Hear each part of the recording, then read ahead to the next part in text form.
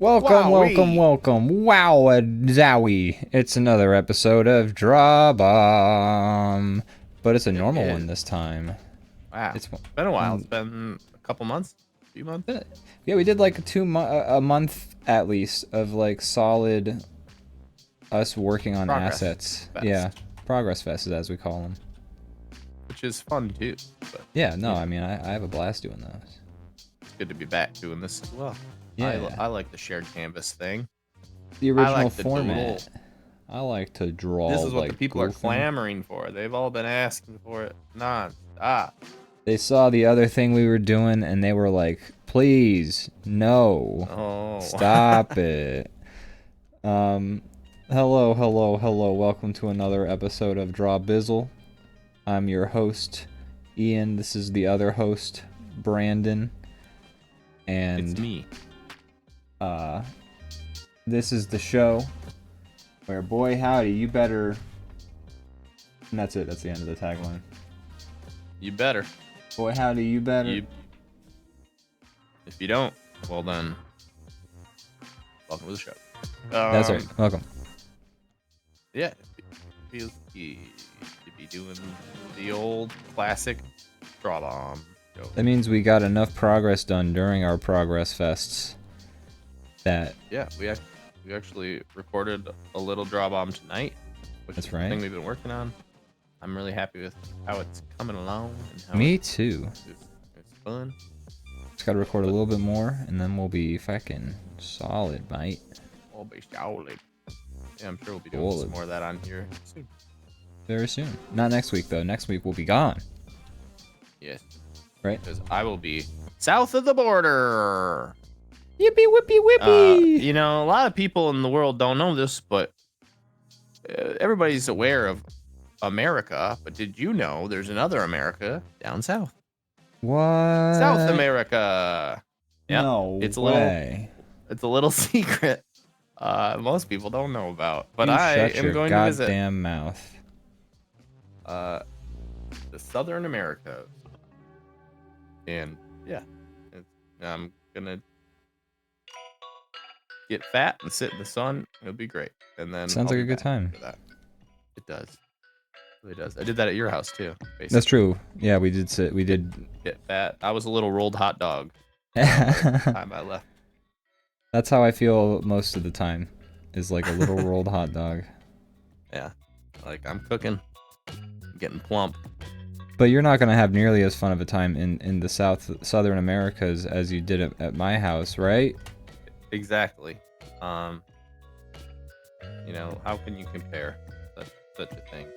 No, you can compare them. Compare them as soon as you get back, and you will tell me how Okay, much you I liked will- my house I more. will lay the bullet points down, and we'll find out what's superior. Yeah, I already know the answer though. it was. Ian's house. That's The right. best place in the whole world. All right, I've put the gun down. Okay. My family safe. Yeah. I hope. I kind of let them. I let them Did you, load like- some loose cannons. What was this, like a Fargo situation? Did you freelance out, or did you Yeah. hire out the hostage situation? Yeah, dude. Like, how else are you gonna find Oh, find like? damn it! I'm sure they're fine. I'm sure they're fine. Yeah, they're probably fine. Um, Ian, how have you been? Brandon, I've been good. I've been working on stuff. Yeah. I put out one of those 6-second put out, animate. Put out. That's right. Hey, yeah. I put out one of those 6-second shorts for YouTube Shorts, and I tell you what, we got to make more while the getting's good on that one. We got like 10 subscribers to the channel. I have For, an like- idea for one. I might work on it tomorrow. Yeah. And like. I put it together. I put that together in 2 hours. And I can send you like the mouth puppet that I used for honk. Although Okay. I don't know if you've like. I need to show you the process for piping in the audio into honk so that you can, or you can just record it directly into honk with your mouth. Because I just Yeah. did. I just recorded all my lines in like one sitting. I was just like, and that was it. And then I recorded it. It took That's me. pretty close to how it sounded, and it was great. I enjoyed it. Still getting, still popping off. It's yesterday. So like the first day, it got like 3,000 views, and that looked like it was done. And then yesterday, it got like an additional 2,500 views, and I was like, oh my god. I think that's the thing with those shorts is if they resonate with people at all, they grow like exponentially. Because I will say, as someone who, you know, occasionally browses through TikTok, every once in a while it tries to make you the guy that's like discovering things. It's like, here's something with 0 likes, and I scroll right past. I'm like, I'm not your guy. I'm here for the curated content. I'm not here to be the one searching for the something, diamonds in the rough. Exactly. It's like, give me the diamonds. I don't want to be in the rough. And because of that, I think, you know, the same thing goes for shorts. If you got something that's got likes, the more likes it gets, the more it gets after that. You know, I think it grows kind of exponentially because people are looking for something that's already been like approved by the masses. This is true. We're fickle. We're fickle creatures. You see, we just want to be spoon-fed content into our mouth, like a mother bird vomiting worms. There's so much garbage on the internet. Like you can't just be drinking straight trash juice. You gotta get that. Exactly. You gotta get like the trash juice that's been through a sieve. I'm not here to discover new talent. Just send me the goods. Yeah. Okay? If we all have you're to, the like, reason we're not popping off. If we all have to live and die by the algorithm, then I want to at least absorb the benefits when I'm in, like, you know, just brain dead mode. Just trying it's folks like you that are making us have such a hard time in the algorithm. Like all right. Yeah, you got that. There it is. Hey. So yeah, I want to make more of those. The hard part, like, let's try and have 3, and like we'll just like randomly shoot the shit, obviously, as we always do during this show. But like, let's come up with like 3 new ideas I could pump out, because it took me like an hour, like two hours to make them, but like an hour to like do the mouths and etc. I have an idea for one, but I think I'm gonna just wait till it's done and show you guys, because I think that'll be fun. No, you know what I just realized is I completely have forgotten how we normally do our. Turn my audio on. No, your audio's. Say something real quick. Oh. Hello. Yeah, your audio's working. No. I forgot to do how we normally have such a nice setup that's like perfectly fit. Oh yeah, I did notice that was a little bit different, but I was like, you know. I completely forgot. I spaced out. Friggin' spaced out, Bray. There we go. That's better. Look at that. As in the words of Dire Straits. Look at that. Money for nothing.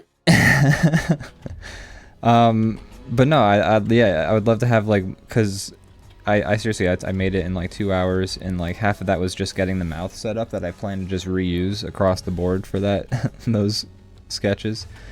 And so like if I were to like have some ideas, I could probably crank like 2 out in 2 hours, which is about a rate of 1 an hour. Quite the refractory period. Able to crank 2 out in 2 hours? My God. Please don't call it a refractory period. What? Please don't. I don't see the issue, but all right if you say so. Please do not. Fine. This is not that kind of show. I guess not. Yeah, it is. But no, I'd love to be able to crank out a whole bunch of wet, sloppy piles like that. Because it seems very much like we got like 10 subscribers from it, and like I'm not trying to be like a raw numbers guy, but like that's pretty good. That's good. We're trying to climb into people's windows in their homes. That's right, and force them to watch our content. Exactly. Did you put it on TikTok? I did put it on the TikTokies. Okay. Curious to see how it performs there as well. The only shorts content that I haven't been putting on the TikTokies are the DrawBomb plays, because I just feel like that would dilute our TikTok. We need to have like a... Yeah. I'm also not sure how well that performs. Yeah. Maybe it'd be good. I don't know. I don't know. They're not doing very well on YouTube. Like we got 2 subscribe. We're at 20 finally, but like they don't perform nearly as well as the animation Is this YouTube my fault? shorts.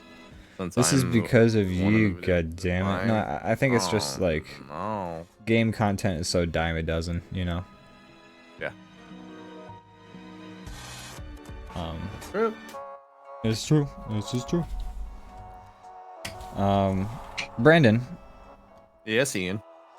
Have you watched Yes. or experienced any significant popular culture in the last I time have we quite talked? a bit actually. Oh my god. Let's Do go tell. down the line and then you can decide what you want to talk about. Okay. So you, me, and Austin watched Ghosts of Mars and Rollerball, which I think Yes, we we should get into did. both of those. I would love to have a discussion about both. Additionally, me and Morgan watched The Meg 2 yesterday. Awesome. How was it? Meg 1 is better. Okay. I have notes, but it was good. It was fun. Okay. Second half was very fun. It just was slow start, in my opinion. Okay. The Meg 1 was yeah. surprisingly enjoyable. Like I really wanted to like Yeah. be stinky face about it, but I had a good time with it. Yeah. I mean, it's like a dumb movie, but it's Oh, a yeah. fun one of those. As far as dumb movies are their own genre at this point with their own criteria, and that Right. one satisfied its criteria, I would say. But there's dumb movies that are just like feels like Oopsies, I'm sorry, that is actually an accidental button hit. sponsored by Sega. That's right. There's dumb movies or bad movies that feel like you're just like you can just feel the time like ticking away on your life, and you're like, this is what I'm choosing to do. Yeah. This is what I've chosen to do with my time. And then there's other ones where it's just like super fun, but only, I don't know, just like lightning in a bottle. They tried to make something good. They failed miserably, and it's fun to watch them fail. Yeah. Type thing. So, So yeah, Meg the 2. Meg 2, it starts off with this weird like, I'm not gonna spoil it because maybe you guys can watch it like while I'm gone or something one night that you all want to hang out. But it starts off like there's like some weird like they're trying to bridge the gap between the movies. There's people that didn't want to be in this one that they're like have to explain why they're not there. Then they go into this weird like a lot of non-Meg related things are going on, you know. okay. Set Yeah. up this story at the end, which is or set up like the third act, which is like the best part, but also like none of this stuff was really necessary. Like no one's going into the Meg 2 being like, oh man, that story really held the glue Right. together. It's like the final part, which is the most fun, is just turns into like a monster movie. The first one is that too, but this one is also that in like a more dramatic fashion. But yeah. they spent all this time setting it up when it's just like then when it finally gets to the fun part, it's so dumb anyway that it just doesn't matter what the story was. Yeah. Really. Anyways, so they spent all this time and it's just not that the beginning's slow and it's not that great, and then it gets into the monster movie part and it's pretty fun. Okay. And it actually like they lean into some of the like comedy and action parts in like a good way that I really enjoyed. I forget what the one guy's name was who we all liked, who couldn't swim, and Yeah, I know who you're talking about. I forget his name I can't think of his name, but in this one he brought a good performance though in the first we one. liked him a lot in that one. In this one they gave him a lot. It's like they understood that everyone liked him and they gave him a lot more. He got to play around a lot more, and they made his character like a lot more screen time and he's even better in my opinion. Nice. They made him gave him a lot to do. I just real quick want to say we have first time chatter Seamus Nova. Yeah, Seamus X Nova. I'm just gonna pronounce that like Hunter or an anime and just say Seamus Nova. But Fast and Furious franchise sits at the pinnacle of this genre. You're goddamn right it does. It is the we agree with you wholeheartely. Yeah, that is the king of the genre of stupid fun movies that somehow work. That's kind of the movie that set us down this road. Yeah, I would say so. Chasing that high. We're always looking for that feeling that movie gives us. Yeah, there's like a special feeling that comes with like a good stupid movie as the genre of movie is. If we're just calling stupid a genre, Fast and the Furious It somehow kind of is. it is. It's 100% because like yeah, it's its own genre is stupid movie because it's like a movie that knows it's stupid and it's not even trying to hide it and it's just embracing it. And you know, I think that's so valuable. I think we need to celebrate when a movie knows it's stupid because at least in self-awareness. Let schlock be schlock. Yeah. But so what you're saying is when the movie gets stupid, it's fun, but there's a good amount of the Meg 2 that's trying to convince you it's like not a some stupid weird, movie. like, there's like some weird like plot and some like a villain type thing they set up that's not the shark. And then there's like some weird stuff that's just not necessary. And then Not necessary. Then the action begins in the third act, and it's fun. There you go. Yeah, there's so many like dumb watching, movies. But the first one's better. There are so many dumb movies that like think that they need to like explain the plot, and those just weigh it down because like the dumb movies don't have the capacity to make a good plot, and that's why they're dumb movies, and that's why they need to embrace that. And now there can be some credit given to, I mean, we mentioned Fast and Furious, and I'll mention that I think the weird soap opera drama is totally needed. Oh, yeah, 100%. But like their attempt at like putting some story into there, but you don't have to spend time explaining how the cars are able to defy gravity. Just do it. It's do like it and move on.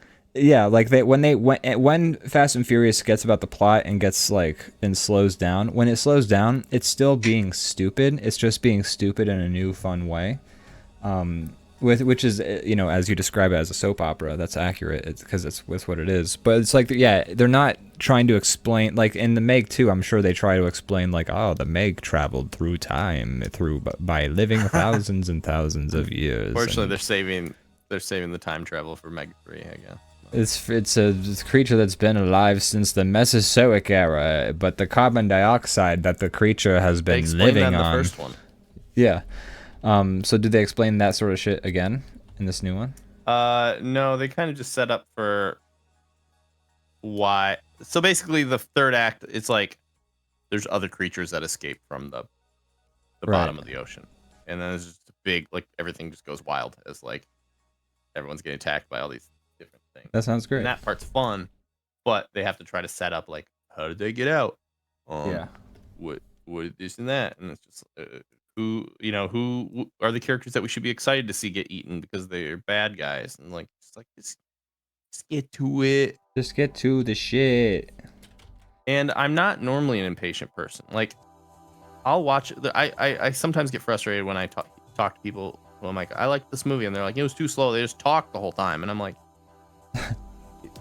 but like they're setting up everything. But those are like, in my opinion, arguably good movies that I'm complaining about. Yeah, like if there's good writing in it, I want to see people talk. Like that's gonna be. Like the thing is, like, just like it's none of it's necessary. In the end, it doesn't pay off. Like that they spent all this time doing this kind of stuff. Yeah. In like a good movie, like for instance, in I just had a perfect example in my brain, and now I've lost it. Shit, I lost it. I don't know. Whatever. In a movie with good writing, the talking is going to be like the thing you want. Like, okay, Game of Thrones, for instance. Everyone was talking about how good Game of Thrones was, even when the first season was coming out. Most of Game of Thrones season 1 is people fucking talking, and then occasionally a guy will get stabbed through the eye and walking. But like Game of Thrones was good. Like people dug Game of Thrones because the writing was good. And then they eventually got like we got our. The show got bad when they sped it up. Actually, that's kind of like an opposite. Yeah, exactly. Like when it was all slow and people were just like walking across a continent for like seasons at a time. That's when it was better. Yeah. But yeah, I guess. Yeah, I don't know. So it's not like we like are averse to dialogue. It's just like the dialogue, like so much. It was like when we watched. That might have been the same night we watched. No, it wasn't. But we were watching. I don't know if you were there for that. But we watched like part of this movie called Peak Summit. No, you weren't here for it. I'm sorry. It was called Summit Fever. It's a shitty mountain climbing movie with Ryan Philippe that turns into like, oh no, half of us are dead from climbing. The other half have to not die from climbing. It turns into that kind of movie.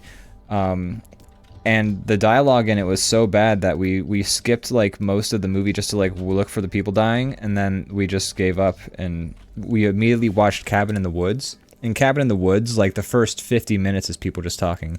But guess what? Like in that first minute, that opening scene of Cabin in the Woods where it's two dudes talking about like baby locks on their cabinets, like immediately, like the dialogue was in like 50 times more engaging than in the Summit Fever movie. And in the Summit Fever movie, they're talking about like, oh, we're gonna climb mountain, blah blah blah. It's like 50 meters, blah blah blah blah. You know. Yeah, I guess it's kind of like be a little self-aware of what you're making. If you're making schlock, then you don't have to spend the whole movie explaining why the stupid thing you made is so stupid. Like, yeah. If you're making something that's silly, over the top, you can embrace that and just get to it. You got to play to your strengths. If you can write good dialogue, make a movie with dialogue, or have dialogue in the movie. But if y'all are just if you're like making a movie about action figures bumping into each other and going like, rah, rah, rah, rah, rah, rah, rah, you stop here. Maybe don't have so much dialogue. Maybe focus on getting past that shit.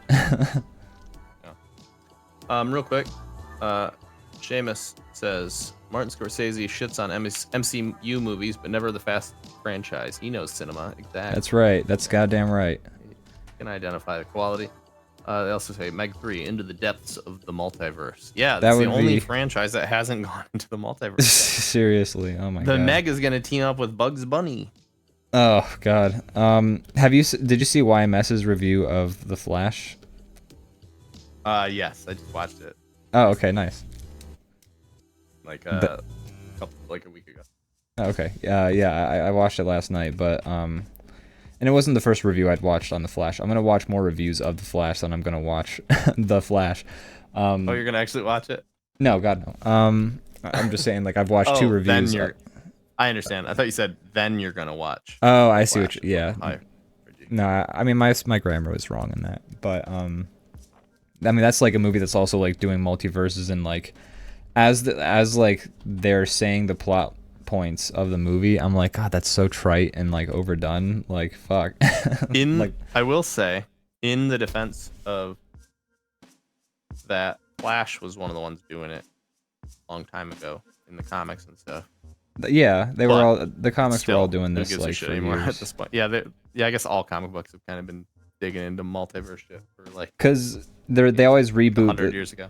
Yeah, because they're like Marvel and DC have been running for like 100 years now by this point each, and so it's like you gotta have some reboots of the universes if you want to like keep using the same characters, because otherwise people are just gonna have to read 8 million like issues of backstory, and it's like, you know what?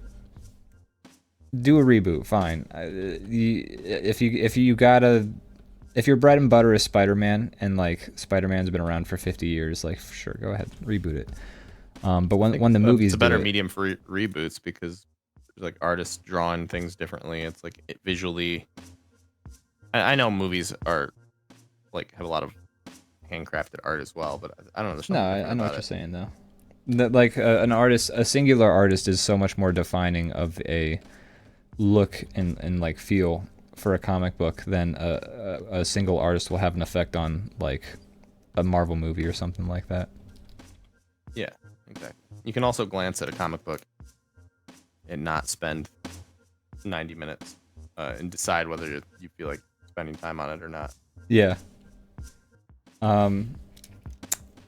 Yeah, the multiverses have become overdone. They were getting overdone. Like, I remember when they did the multiverse. I feel like the first new Star Trek, like the J.J. Abrams Star Trek, I think it was the 9th movie overall, was one of the first movies I think I remember bridging into multiverses in order to like sort of like make a reboot make sense. And I feel like after that movie, and that movie like was successful, like the floodgates were open. Studios were like, "Holy shit, you guys! We figured it out. We found the glitch. We found the loophole. Yeah, we can make this movie forever." It's like if the movie business were a video game, and the executives found a new exploit for their speed run of like making money on it or something like that. I do like though that you're like saying this like, wow, we found a way that we can finally make more of the same movie when there's at this point in time there had already been like 30 different iterations of Batman Yeah, like movies. but now So they were can already make. doing it. Now they have a reason.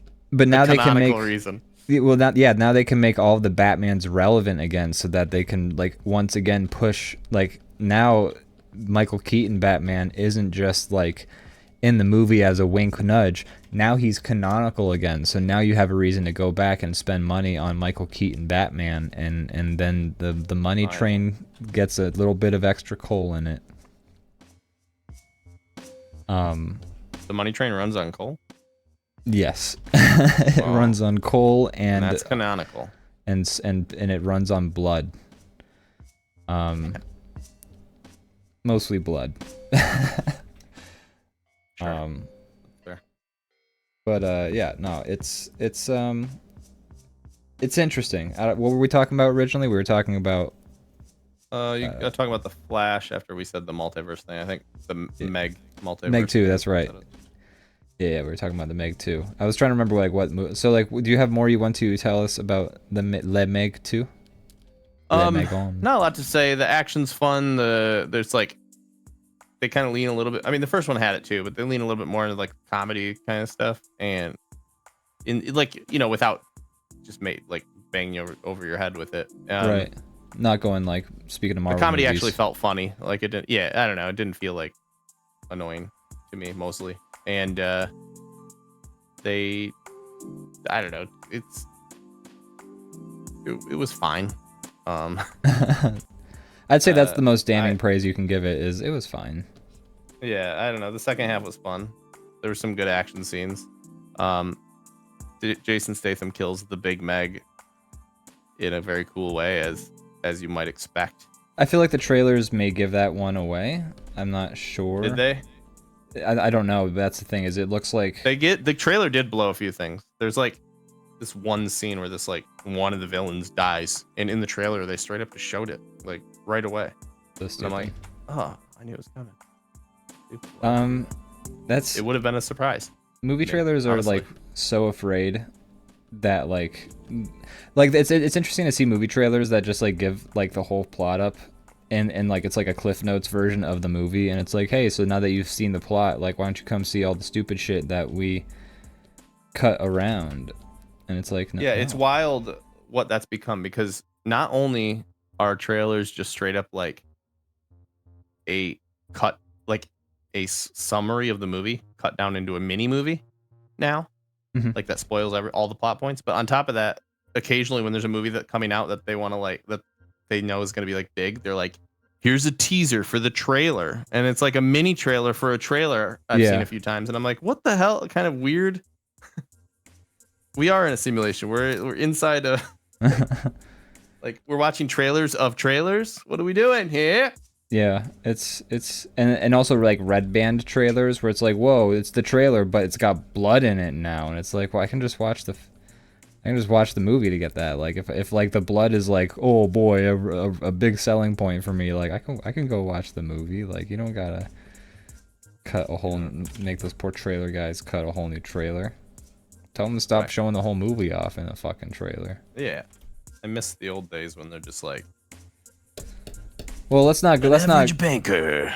Let's not harken back to the old days, because the old days used to put all the best jokes in the movie, and like you'd go to the movie and be like, what the fuck? They still do that. Yeah, they still do that. Yeah, I do miss Peter LaFontaine though, and his voice just being in every movie, like in a world. We don't get trailers with in a worlds anymore. Once Peter LaFontaine died, the meta went from in a world trailers. It died with him, and it became about slower versions of popular music, and that are dramatic, played over the music in like clips. Yeah, you add some like orchestral drums behind like a pop song. Yeah. That's slowed down, or like a rap song, and then that's every trailer now. Yeah. What was the Transformers one? Oh god, they did a Biggie Smalls But it's thing. like, come on, motherfucker, boom, boom. They just kept saying, if you don't know, well, now you know. And Yeah, then why is like, that the part they used to? I I don't mean, know, like, man. Because if you don't know that it was a transformer, then it transforms into a transformer, and now you know it's a transformer, dog. oh, damn, yep. If you Didn't don't know they know, could turn into animals as well. They can. exactly. Now you know. That is in their wheelhouse. Pun intended. I was about to get you on that. Seamus Nova says, we need to let AI take over at this point. We've already lost. I mean, it's basically like there. We're like just sort of in like the intermediate stage. Yeah. Yeah, they just haven't been able to lock it in yet, but they're trying. They're trying. Lord help me, they're trying.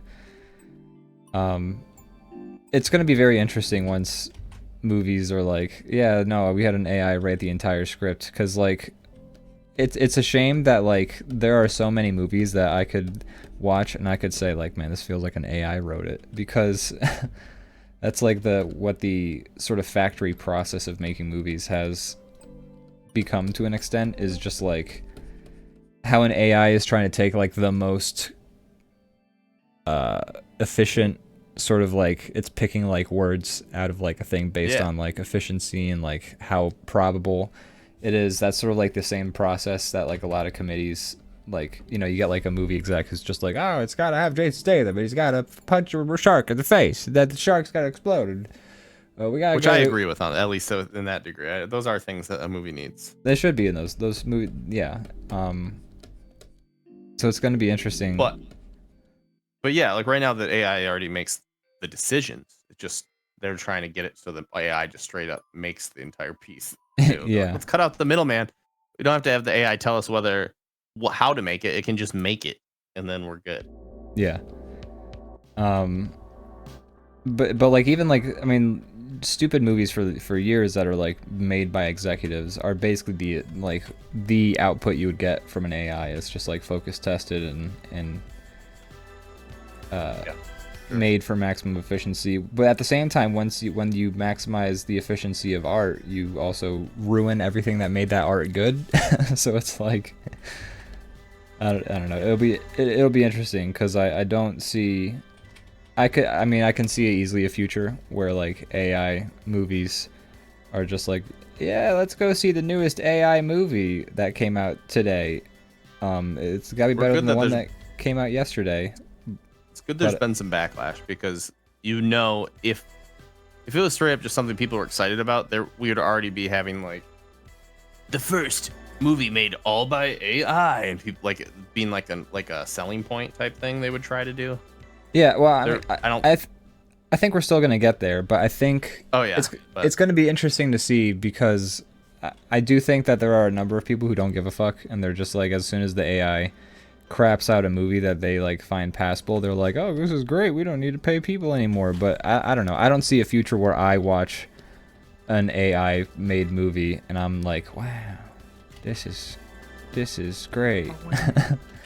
But like, I'm not saying I'm like the barometer for society, but personally, just I don't see a future where I watch an AI movie and I'm just like, yeah, I can't, glad a human didn't make this. Like the humans fucking up, and the humanness of the process is what has made so many good movies good. It seems like just a hard thing to get excited about. I mean, it is if you're an executive. What? Right, exactly. That's what I was trying to say, but I forgot words. Was like, it's only like a cool world to live in if you're trying to save money on making movies. It's not something exciting for anyone else. Yeah. Unless you're like one of those people who doesn't give a fuck, and you're just like, you know, there are some people who appreciate a good movie for being a good movie, and then there are people who like maybe would find The Godfather boring because not enough people got shot in it, you know? And it's like, that's the person that AI movies will appeal towards. You know, there's exactly. There's nerds like you and I who like sit and talk about what we saw and break it down, and then there's the average person, and I'm not saying this like a talking down type thing, but just like it's I feel like we sometimes forget that there's people who are like, hey, you want to see a movie today? And they're like, sure. And they go to the theater and they look at the board and they just pick one. Like, there's not like, it's not like they. I heard this was coming out. I watched a review or a trailer, all this and that. Like, a lot of people are just like, I don't know, it has so and so in it. Let's go see it. What's it about? I don't know. We'll find out. Like, I just want to turn my brain off for an hour. yeah, like that's like it's more common than you'd think. So yeah, those are the normies. That's who I think they make the most of the money off of too. Is oh, like that's the average person. 100%.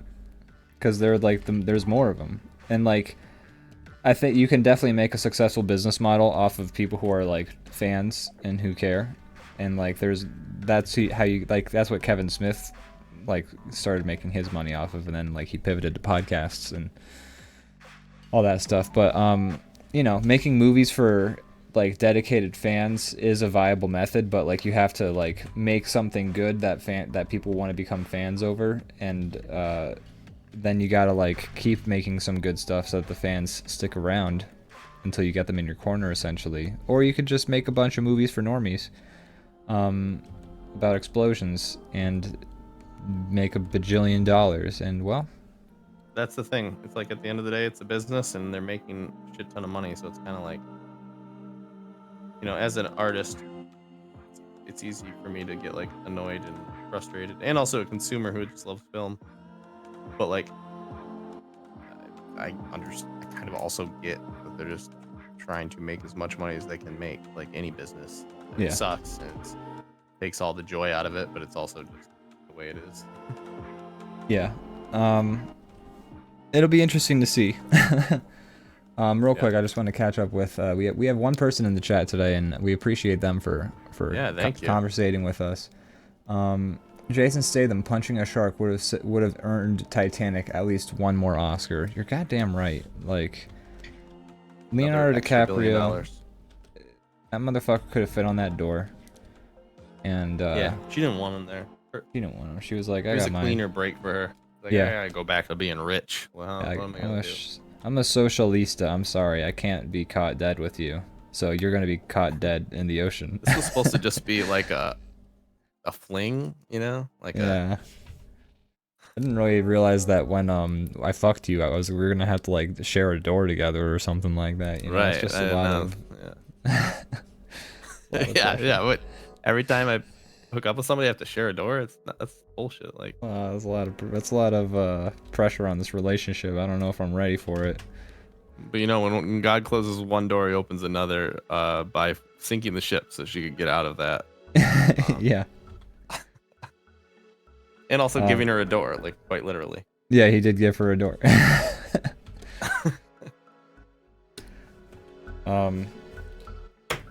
What? So you saw the Meg 2? Yes. Well, what are some other movies? Should we talk about Rollerball and Ghosts of Mars when we get back from the break? That's in 10 minutes, or talk about Ghosts of Mars a little bit right now since we're doing this drawing. All right, yeah. So we're drawing Ghosts of Mars right now. We're trying to have this finished in 10 minutes, and I am not helping. Oh wow, we're that close, huh? Well, we started a bit late. I had too much fun drawing this guy getting his head like I see nearly kicked off. But we watched Ghost of Mars, which is I want to say it's a lesser known John Carpenter movie. I don't know if it's lesser. Maybe not. I think the better, more accurate way to say it is that it's lesser appreciated, lesser enjoyed. Yeah. Those who know about it maybe wish they didn't. That's fair, I think. Like even like the average John Carpenter fan thinks this movie sucks. Yeah, and it does. To be fair, this like let's not like beat around the bush. It's not a good movie, but we enjoyed it. Yeah. Yes. We enjoyed it for what it was, but you know, it's me not knowing a good how movie. Good John Carpenter can be, this wasn't it. Yeah. But it was fun for what it was. It's basically a video game movie, is what we were describing. Yes, the entire time. That's the thing that I just couldn't get out of my brain. Is it felt like when you play a video game? I mean, yes, as time goes on, video games their stories are getting amazing. There's some that are like better than a lot of movies I've seen. You know, just the narrative is getting more time and attention, but still, even with that, there's so many games that are like well revered and well loved that the story is shit, but we just let that part slide. Like the majority of Resident Evil games you like if that was scene for scene in a movie, you'd be like, what the fuck is this? Yeah, you know. It's but Resident Evil is a the great dog series, statue goes in the door. Okay, it's the dog statue. God damn. Like Resident Evil 4, like it's a good video game story, but it's not a good story, right? Yeah. Like, and it's like every video game is just a series of contrivances that are gonna force you into like a room. Like, oh no, there's a barricade in my way. I guess I have to go to the long way and shoot a bunch of people in the face.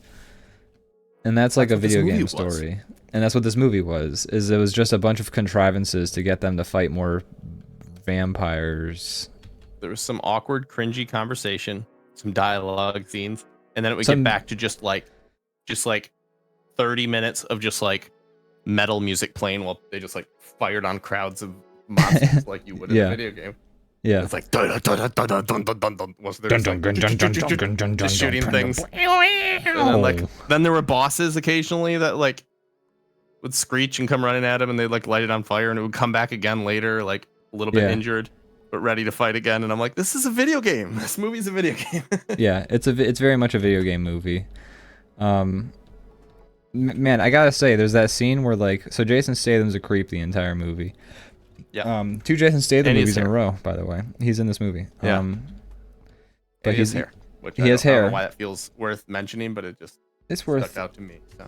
It's worth bringing up. You know what? Honestly, he looked worse with hair. Yeah. Him going bald was maybe or shaving at least was like probably because like he shaves it because you can tell he can still grow it in spots like when he shaves it. Like it's like he hasn't gone full bald, but he's gone bald enough where it's just like you've made the right choice to shave. Yeah. Like Fantana. But he plays a creep in the movie. And he's gross, and he keeps like hitting on the lady, and then like there's a scene where like they kiss, and then like they kiss for like half of a second, and then like an alarm goes off, and like, oh, we gotta do another fighting monster sequence, and then they go and they fight monsters, and then like spoilers for Ghost of Mars, skip ahead to the next minute if you don't want to spoil it, but like he dies like 2 fight scenes later, and that's never followed up on. Is like they just have that brief kiss, and it's like, okay, so he's in, like he's gonna get what he he died. He was about to, and, well, and it just kind of feels like, sure, that's life. Maybe that'll happen in life, you know, is like you'll be like, oh, they kissed and then that person died randomly, and that's sad. And this is a movie though, and it's like, okay, so why did we why why is really what I get to the I don't know, trying to go for some weird like dramatic Alanis Morissette style irony type thing. Yeah, like, I think it's almost got it. I think it's like how video games will always throw like a lady in like a skimpy outfit to be like, oh hey, you're so big and strong. And it's like, hell yeah, fucking I got to murder a bunch of people, and this lady wants to hop on my dick. This is a great game. And well, this movie was a video game, so there you go. Yeah, it's just more of like feeling like a video game. So if you like John Carpenter, watch one of his other movies. Yeah, watch anything else of his, except for Vampires. I thought Vampires was pretty bad. Watch watch The Thing again. Michael Halloween. Watch The Thing. Watch. Yeah. They Live. Yeah. There's better John Carpenters to watch, but I'll tell you what. Watch Escape from L.A. No, New York. Don't watch Escape from L.A. That was a bad John Carpenter. But you know, aside from that, I don't know. You could spend your time watching a worse movie than Ghosts of Mars, which we will get into when we come back from these messages, which we'll do that in 5 minutes or so. Although I don't know if we'll be able to talk about Rollerball for like all that long. I mean, I feel like not that long. Yeah. Should we just talk about Rollerball? Sure. All right, What do you Rollerball. think about Rollerball? Oh my god. So this had I feel bad not knowing the actor's name, but the guy he was in American Pie. He's the guy that looks like a robot. That's like 3 of them, I think. He's the one that looks most like a sex bot that a future horny scientist would make. He just looks like that's why he just looks like a weird mannequin. Like, hey, whoa, chill out, everybody. Like yeah, not that good of an actor, at least in the things I've seen him in. We'll give him that out. He was definitely a face more than he was a talent. He was. I would argue. The only thing I've seen him in that I think I liked him in was what's that? What's that one? Ryan Reynolds movie. It's like Just Friends or something. I don't know. He was like the. Oh yeah, Just Friends. Yeah, was he the villain in that? The other guy. Yes, but he was like the other like guy that had come back for this girl that they're like all obsessed with, and they're both like doing the same thing. He's basically. Like he's great for that sort of role. Like he's good for that sort of role.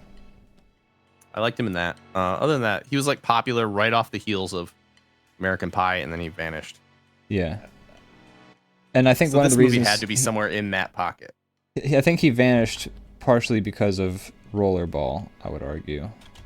Which, to be fair, if you're him and the director of Die Hard, Predator... yeah. He wasn't the only one that fell for it. There's other reputable actors in Rollerball, or, somewhat reputable. Yeah. But damn, man. What a stinker of a fucking movie. It looks bad. It's badly acted. It's a bad storyline that truly doesn't make sense. And I mean, it's just not a good movie. Like, the best part about the movie are the outfits that the Rollerball teams wear. I don't know if I'd say that's the best part. I have a very distinct best part in my mind of what Brandon, that movie. Why don't you tell the fine folks what the best part of Rollerball was? So the best part of Rollerball is there's arguably the biggest action scene of the whole movie. It is most expensive. That's what fucks me up. Is it's clearly the most expensive, hard to shoot action scene of the film. It's like the big moment. Yeah. It's this big chase on a motorcycle. There's guns. There's planes. There's all this shit happening. It's like the big escape scene. One of the beloved main characters of the film that like LL Cool J. Played by LL Cool J dies during the sequence. Like, sorry for spoilers of Rollerball, but don't worry, you don't want to see it anyway. Just watch this scene. So it's just like a crucial moment of the film, and I'll get to why we discovered the answer, but like inexplicably the whole thing's in like night vision. And when I say night vision, I don't mean like some stylized version of night vision where you took like actual film and then you like color graded it to make it look like night vision. Like they like did that thing that you do. It's the Kardashian sex tape move. It's like, did you want? It's like, I need to get something out of this because this is unwatchable. Did you watch Kim Kardashian get her back blown out? Well, guess what? You've seen better looking footage than this scene in Rollerball. Yeah. So it's like the terrible like night vision where you lose like it goes down to like 420p. Yeah, all fidelity is lost. It's like blurred. And it's like this for like a half an hour in the most expensive action scene, and like can't see anything. Barely. It looks terrible. We were just like the whole thing like, why is it like this? Why? And we discovered later, because the first time we did, the movie ended, was immediately looked up like we needed answers for that scene. Yeah. And it turns out they like just like fucked up when they were recording it, and it was too dark, and so like they had to just try to salvage it, and it's the worst thing I've ever seen, and it's like crazy. So it almost like stopped the movie from coming out. If it were me, I would have just they should have. This should have killed the movie. Like, it would have been better for everyone. As an artist, have you ever worked on a project and something just went so wrong, even though you like still wanted to finish it? It wasn't like you weren't looking for a reason to quit, but something just fucked it up so bad that you're just like, well, I guess I'm not making this anymore, and it just like stops you in your tracks and you're done. Unfortunately, yes. Like something got like like the file got destroyed or this or that. This should have been one of those moments where they were just like, damn, we can't make this now. Because that's how bad it was. It's I've never seen anything like it. I'm surprised it's not like a more known of flub. Me it's too. Just like it's so bad. It's so egregious. Go down in history books of like film of just like how. What a mistake! It's crazy. And the movie looks expensive in a lot of ways. Yeah, they have so many like big stars in it. They have Jean Reno in it. They have American Pie guy at the height of his celebrity. They have LL Cool J. They've got Pink. They've got Paul Heyman from wrestling. All those big stars. Yeah. Which, I mean, like, nowadays we laugh at every single one of those names. Except for Paul Heyman, because he's I wouldn't sitting next to the tribal chief. He's doing better now than he was then. So yeah. He acknowledged the tribal chief, and he managed to look past the sins of Rollerball. But, this is, like, in the height of all these people's, like, celebrity, and they're all in this movie. It's cameo after cameo. And it's like, holy shit. And this scene just comes out of nowhere, and it's so bad. It's so bad. Like, it's so funny because there's the shots in the cabin of the truck where like they're driving, and the frame rate looks higher, and and I don't know why, but like the frame rate looks higher, and like the shot just looks so bad. It just looks so fucking and like picturing them sitting in the cabin of that truck with the lighting with it looking the way it does will just it's like how if you want to do like a Philly accent, maybe you guys say like these hoagies, so you can kind of like it's like your activation word almost that gets you into the mindset of like doing a voice, you know. Or if you want to do like an Alan Rickman, you got to be like hello, you know, you got to kind of you got to say your activation you gotta acclimate phrase. Yourself. Yeah.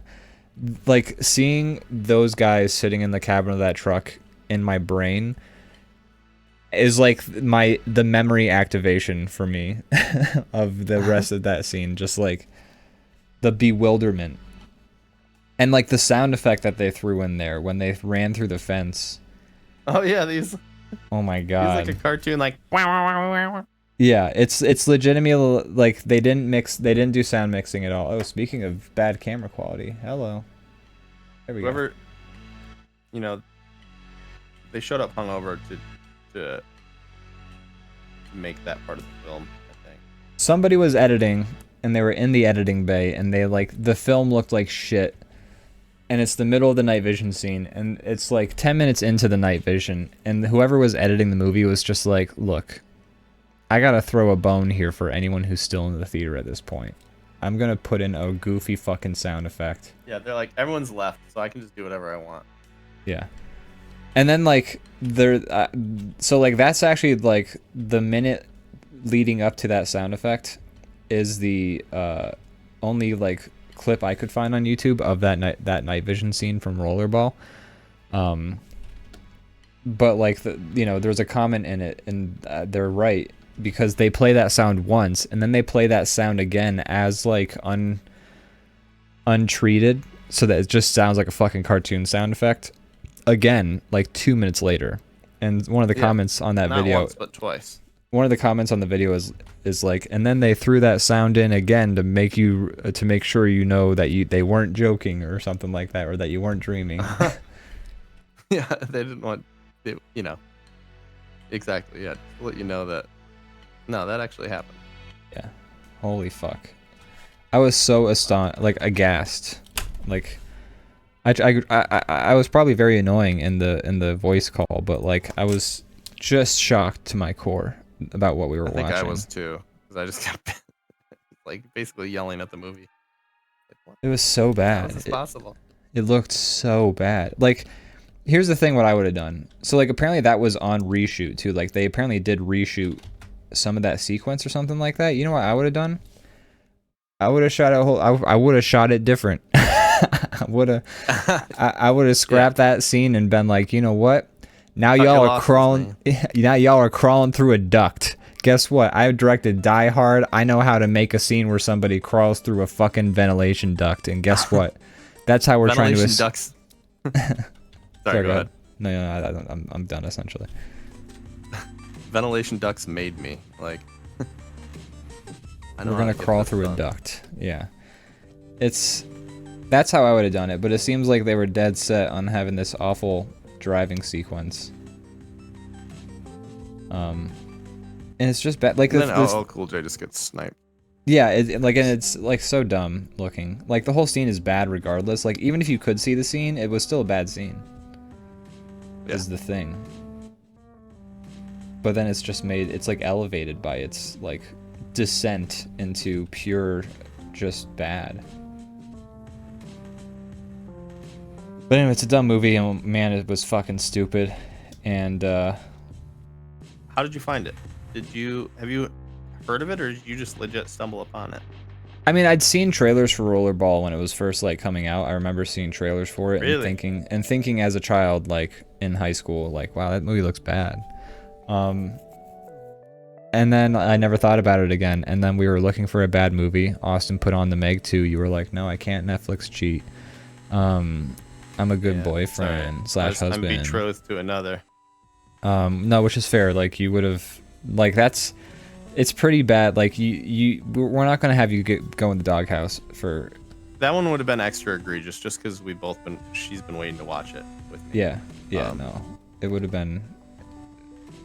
You made the right call. I'm not gonna. Yeah, she would have been actually mad at me, and it would have been fair. Yeah, no, she would have had every right to be mad at you.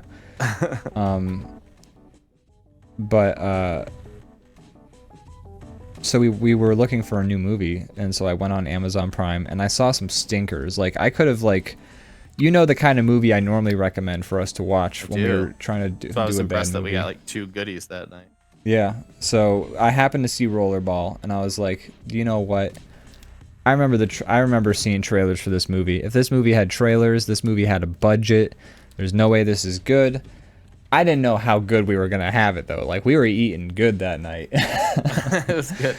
Yeah, we've had like a little bit of a dry spell in some ways. Like I feel like a lot of what we tried to watch of bad movies in recent history has been just like the ones I mentioned earlier, where you just feel your life leaving your body, and you're like, "It's the choice I made. This is how I chose to spend my time." I feel like one day on my deathbed, I'll remember watching this. Yeah, and think about how I could have spent that hour doing anything else.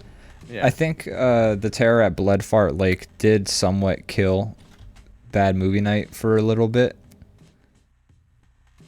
Yeah, it didn't help. Which, by the way, I found out there was a sequel to Terror at Blood Fart Lake. No. And you know what's the worst part?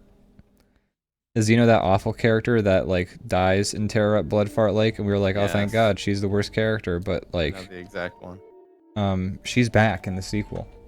Of course she is. Like, the only way a character that annoying can be so prominent in the film is she like had some major part in making it, or she was like the girlfriend of the like director or something like that. Something like that. That's my suspicion, but. She was just awful, and she was in all of it. She was the worst. And I looked at reviews on like there were actually reviews of it on IMDb. And so I looked, and like the reviews were like, yeah, this girl's terrible. And we're not just hating on some random girl.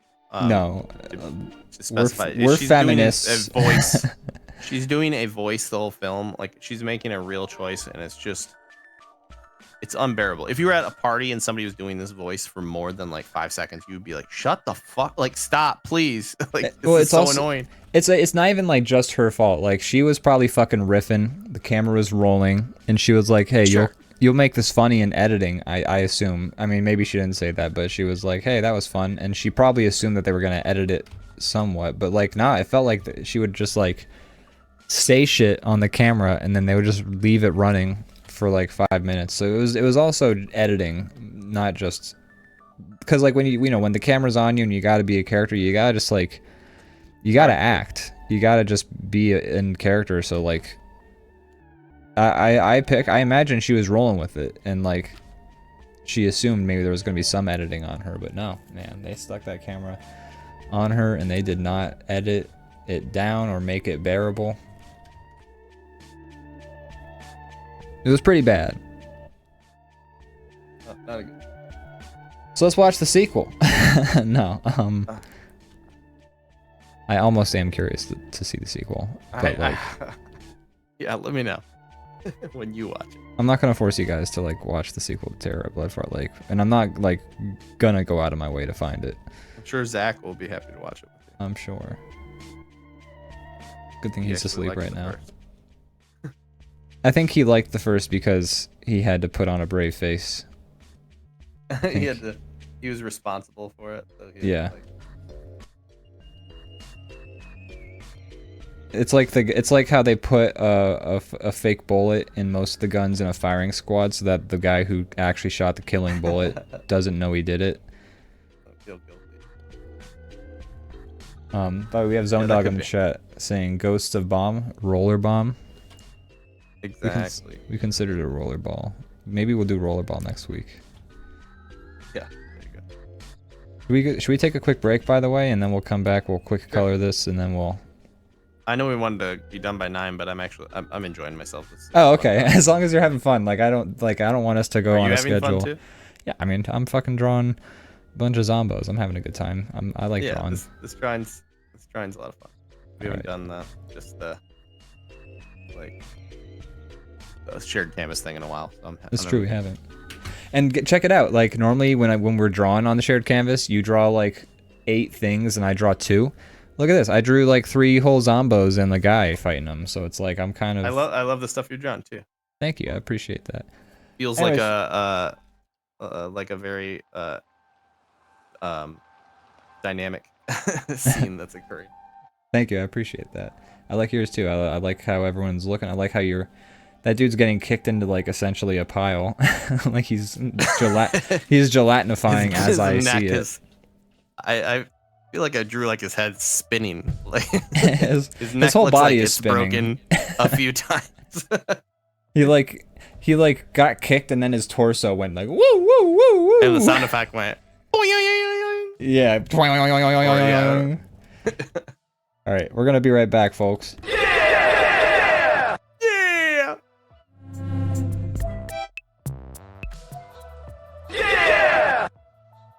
That's right, we bookended it. Woo!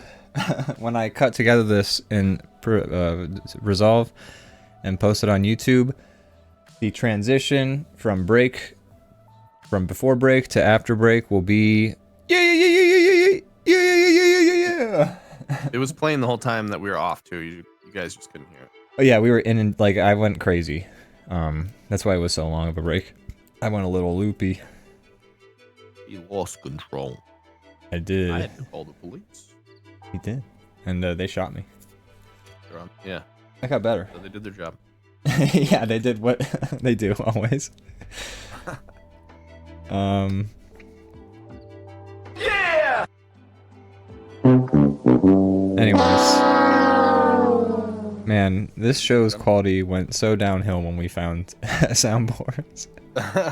Down or up? Well, Actually, I would argue Yeah. up. In all seriousness, I do think the soundboards, like, we abuse them for sure. Like, but I think they're more entertaining than not having them.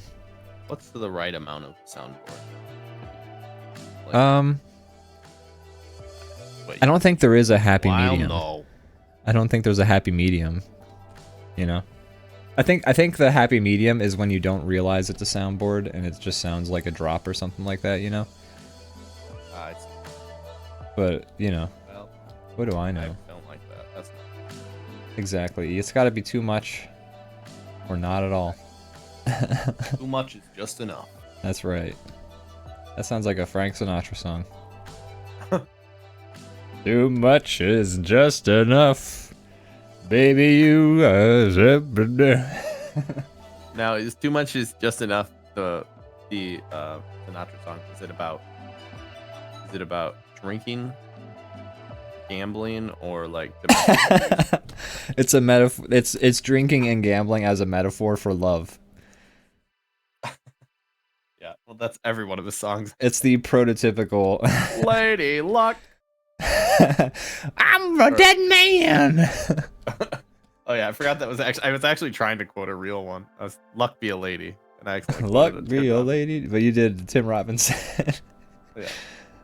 which is great. I mean, I'm sure that I wouldn't be surprised if that was like an actual song. Oh, that that's he totally was. what he was going for. It's great. It's so fucking funny. That's like I think almost the perfect nailing of like the format of it starts out like a normal situation that's like tropey maybe that you're used to. The shoe drops, and then like it just completely flips the whole situation on its head from there, and like now we're in it, you know. That is such a perfect execution of that sort of format. Yeah, I agree. It's a goodie. It's a Tim good Robinson has been getting posted a lot in Michigan. He's from here famously, but like I don't know, he went to one of the Lions games and it's like they've fully embraced him as That's so awesome. a celebrity now. So they like had him doing like I don't know, he was doing some like lines and stuff like on the he was like doing some of his famous like things on the actual like Oh, that's awesome. Lions social media stuff. He was like in the full like get up because him and I feel bad that I don't know their names, but him and his like writing partner. Oh, Zach Cannon is the one guy. They both go to all the Lions games and stuff like that. So. That's awesome. They both and on and from like their side of it, they seemed pretty excited to be like. Oh my god, yeah, I would be thrilled. Like featured by one of their favorite teams type thing. If you're like essentially like kind of given that status by like your hometown, it feels like you've made it. Like, you're like, oh man. Yeah. All the people who I gave a fuck fans. about when I was a child, like, revere me. This is great. Me. Yeah, that's cool. Exactly. We're all just trying to break past the idea of having everyone in high school like us. Yeah, we all just want them to think we're cool. That's the only reason we do anything. Yeah. It just manifests in different ways. Remember those 4 years when you were a kid? That's why we all do everything. Yeah. Those 4 years as a kid where that essentially shaped your taste and nah, that's not true. Yeah, You're unfairly downplaying. No, I mean, to say that like those are the most formative years of your life. I feel like my early like 18s to my early 20s were way more formative to me as a person. I think my 20s is what made me who I am. I don't know. Yeah. Like, I think so too. I mean, for me, but also I feel like, the last few years have made me who I am too. Like, It all does, but I think I expect I think I can look back at who I am now as an adult and be like, okay. But when I look back at myself like at like 21 and younger, I'm like, oh, fucking idiot. Like I cringe at it. Like that's the difference. Like I don't think I'll cringe at who I am today. I will. Future. Maybe I will. I will. I know I will. I think I mean I guess that's a sign of growth, right? If you look yeah, 100% is. Like if you're cringing at who you were, it means that you've improved. Now, whether you've I'm not saying like improved, I'm the best I'm gonna be right now. I'm just saying like no, I think I'm a respectable person now, and I'm not ashamed of like choices I make and how I treat people and act and stuff like that. In the same way that I look back at myself when I was an actual kid, and I'm just like, look, man, you're a human being. You're in progress. You're doing what you can. The point I'm trying to make is I think I'm a little bit more of a functional member of society now. Yeah, I think so. When I am like a full-on adult, I might not look back at this time and hate myself as much as I do further back. Yeah, no, I was a fucking little shit back in those days, and I'm glad I'm not that way anymore. I'm sure I still have. Zodog says it broke. I don't know what he said that like a while ago, and I don't know what that means. I mean to cut you off. I think he's talking about maybe the Fred Durst. It sounds like the machine broke. Oh, gotcha. I that's me. I mean, it's always hard. I wish like if you moused over a chat message, you saw like a transcription of what you just said. You know? Right. They got That like would be a ballpark of, very like when it happened. that would be a very helpful. Hey, Twitch, get on that. Twitch, if you're Yeah. watching, can you make it so when I mouse over a chat message, the auto, like, look, we got AI nowadays. Like everyone's got a transcription thing. DaVinci Resolve has a transcription feature that's like fucking wild. Just do that. Do what I said, Twitch. You heard me. It's clearly logging all of it so that it can like easily ban people. Yeah, Brandon. By the way, there is a redemption. What? There's a channel point redemption in the chat.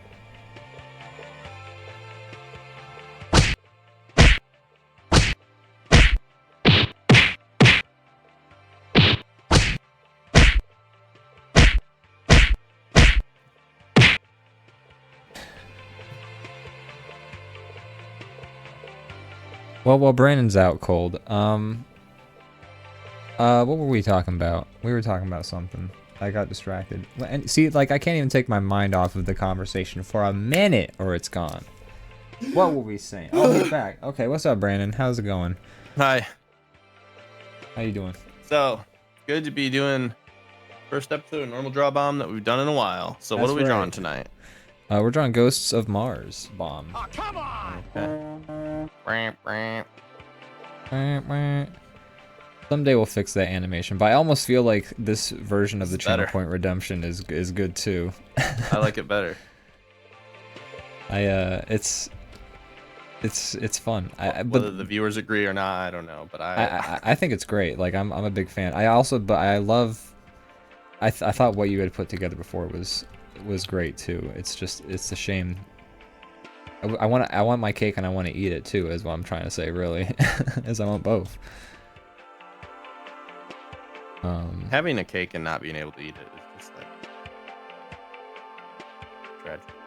Well, I'll tell you what. It's easy to do if you got like one of those Cake Boss cakes, because like those cakes are very pretty. What? I love how much you love to shit on Cake Boss cake. I I just think this like last episode you made fun of him too. look. Here's the thing. It's a common. It's somewhat. Cake Boss struck a nerve for you at one point, and you. It's because the Make your entire life thing dull. is fondant, and it's like I don't. Yeah.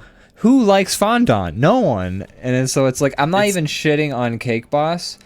I'm shitting on fondant. And Yeah, whether or agreed. not Cake Boss uses a lot of fondant, hey, I don't know. It's just I feel like every episode I saw. He does. I mean, because they're always like, this episode we're making the birthday boy. He likes Pokemon, so we're gonna make a 12-foot tall Pikachu cake. And it's like, yeah, well, the only way that's physically possible is if you're just like basically sculpting edible clay, also Yeah. known as fondant, which is not doesn't taste good. Tastes It awful. looks, you can sculpt it into any shape, but it tastes like shit. It's always that, or it's Rice Krispie. So like, it's not even cake when you're done with it. Like if they're sculpting these big things. It's like that guy who makes those chocolate sculptures on Instagram and TikTok, It's like yeah, These what actually you've look like made they're all chocolate though. they are all chocolate, and it's like what you made, but like he also spray paints like the spray on like color shit, and I'll tell you what, I don't know if they've improved the edible spray technology, but I had some one time. Like we were in the back of house, and like the chef comes up and he's like, "Hey, check it out. We have like edible spray." So it's like we made like these gold brownies. I'm like, "Oh, sick." So I try a bite, and it tastes like he just fucking spray painted a brownie. Like I don't know if he was like pranking me, but it legitimately like it tasted no different than if he had spray painted a brownie. Like that's what it fucking It's tasted like, you just ate paint. Just kidding. Maybe. Anyways, you might want to throw that up because you will get sick. like I wouldn't, like I'm not saying I wouldn't put it past him to do that. I think he's much more, he's not gonna contaminate somebody. He's a chef, but I don't know. Like it tasted like the same. So I'm like, is it edible? Is the only How difference? many times have you eaten spray paint? Not a lot, but I But just enough to know when you're eating it again. You're like, I "Remember smelled this?" spray paint. Not True. like and that's like 50% of tasting, honestly. yeah. It's like yeah. It's scientifically it's so connected. Taste sensations. And so is here's the thing about Cake Boss cakes. Presentation is actually a very important part of taste too, like scientifically proven. The visual of a food is going to affect you with your eyes. You eat with your eyes as much as your nose and your mouth. Like, that's the reason that, like, if Cheetos are normally, like, what, brown? Because they're, like, a cooked Yum. fucking starch, essentially, or something like that. I read this in a cracked article, so, I mean, my sources are cracked for this. I believe it. I mean, what's the chances that anything you cook is going to come out neon orange? Like Yeah. 0. But, like, the thing that I'm trusting cracked on is, they paint it, or they put the orange food coloring on it, or they make it orange because our brains like perceive the taste differently. Because if it was the brown, it would taste one way, but because it's orange, we're associating that cheesy Velveeta sensation. Color is used big time in marketing for not only foods but everything. Certain colors are supposed to make you feel, taste, smell different things. It's trippy, man. That shit's wild. We got fish brains, you know? Like, we do. You can evolve as much as you want. It's still in there. It's deep. It's deep in there. We're not a computer. Like, we can't logic this shit as much as we try. Burned in, you know? Yeah. You spend a billion years as a fish. There's gonna be some residual fish brain in there even once you've like this is true. Yeah. Into something else. Return to embrace the fish. Return to the water. All right, guys. I'll see you later. I've decided to go back. You know. Yep. It's got like my those scuba YouTube gear. channels where people move into like a school bus for a year. Yeah. I'm gonna go back to being a fish. I watched a documentary, like a self-shot documentary about like 2 German people living in a bus. But like at the beginning, it kind of like I watched it because it was I'm like trying to write a fucking article for Game Rant that's like, oh, movies to watch while you're in the house from the pandemic. So like, you know, put a travel, like it was about travel movies specifically so that you can travel while you're at home. And so I watched this documentary and it's like, oh, so these like 2 hippie Germans are gonna live in a bus for a year and travel across North America. That's gonna be cool. And then they start the documentary and the one's like, hi, I'm like a famous musician, and the other one is like a designer for like BMW. So it's like, oh, okay, so like you're gonna be fine. Like this isn't, you got no like. Honestly, I would expect them to be the least fine, right? Because they're true. Like, true I mean, that. yes, they can pay for anything, but they're used to their creature comforts more than the average person. True, but they are European. I feel like they've. This is completely me stereotyping, but I feel like they're one with the land. Are less dumb about. They pull a potato out of the dirt. If you were to give like a rich American couple of privilege, if you were to like put them in the woods, and then you were to take a rich European couple of privilege and put them in the woods, I would trust the European couple to survive way longer than the American couple. I don't know, maybe. Yeah, maybe. I don't know. I don't know why. I have no reasoning behind this. This is purely like bias and gut feeling. I just think the European family. Maybe. I don't know. Can't say for sure. But were you building towards something with at least with the people going on the trip? Or no. Was it just about how they were like just that? I think I said what I was trying to get. I have a note I wanted to say about those things too. But I just wanted to make sure I wasn't cutting you off. No, yeah, go ahead. If you ever watch those YouTubes, and they're kind of fun, watching people like transform like, I don't know, bus or something, ambulance or something, ice cream truck into like a house, and then they're like, I'm gonna drive across the country. Here's what's even more fun. I may have said this on the show before, but I recommend it to everyone who watches one of those videos because there's enough of those. They're popular enough. You're going to stumble upon another one in the future at some point. When you do, here's what you do. Immediately go to their videos and find a year from that when they're like reviewing how it went. And that's way more entertaining because they're like, yeah, that fucking sucked. It was like 1,000,000 degrees inside there because there's no insulation in a bus. And man. I had no way to clean my ass and all my food was spoiled. And they're just like, in like I would go somewhere and I'd have to like find shelter because it was so hot in there. Like it's just like they're miserable, and Amazing. not that I like seeing people miserable, but it's just funny seeing like the optimism sucked out after like a year of being forced to live in one of these like tiny mobile home things that they think is funny. like, I sold all my stuff and I'm gonna go see the world. And they come back and they're like, fuck that, not doing that again. The biggest issue that this German couple ran into was, one, their dog got really sick because it got tired, because they had a dog with them the whole time, and the dog was just like, man, I'm fucking tired of this. Like the dog pieced out on it. The dog was fine by the end of the video, and they got it care, and the dog lives. Yeah, that's not fun. I don't want to see that. Yeah, no, I was like, oh no, the fucking dog's gonna bum me out. People suffer, but not their dog.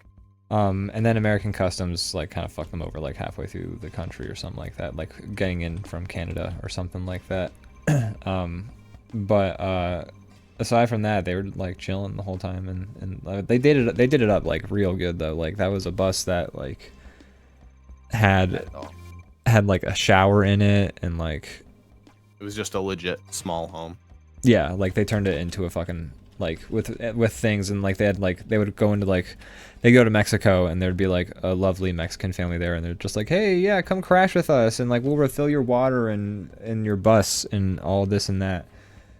Like, well, yeah, you're fine. Like you've got the hookup. Yeah, I'm sure they're not all bad stories. I've seen that a number of times. No, I'm sure. I'm just saying it. Go figure that the.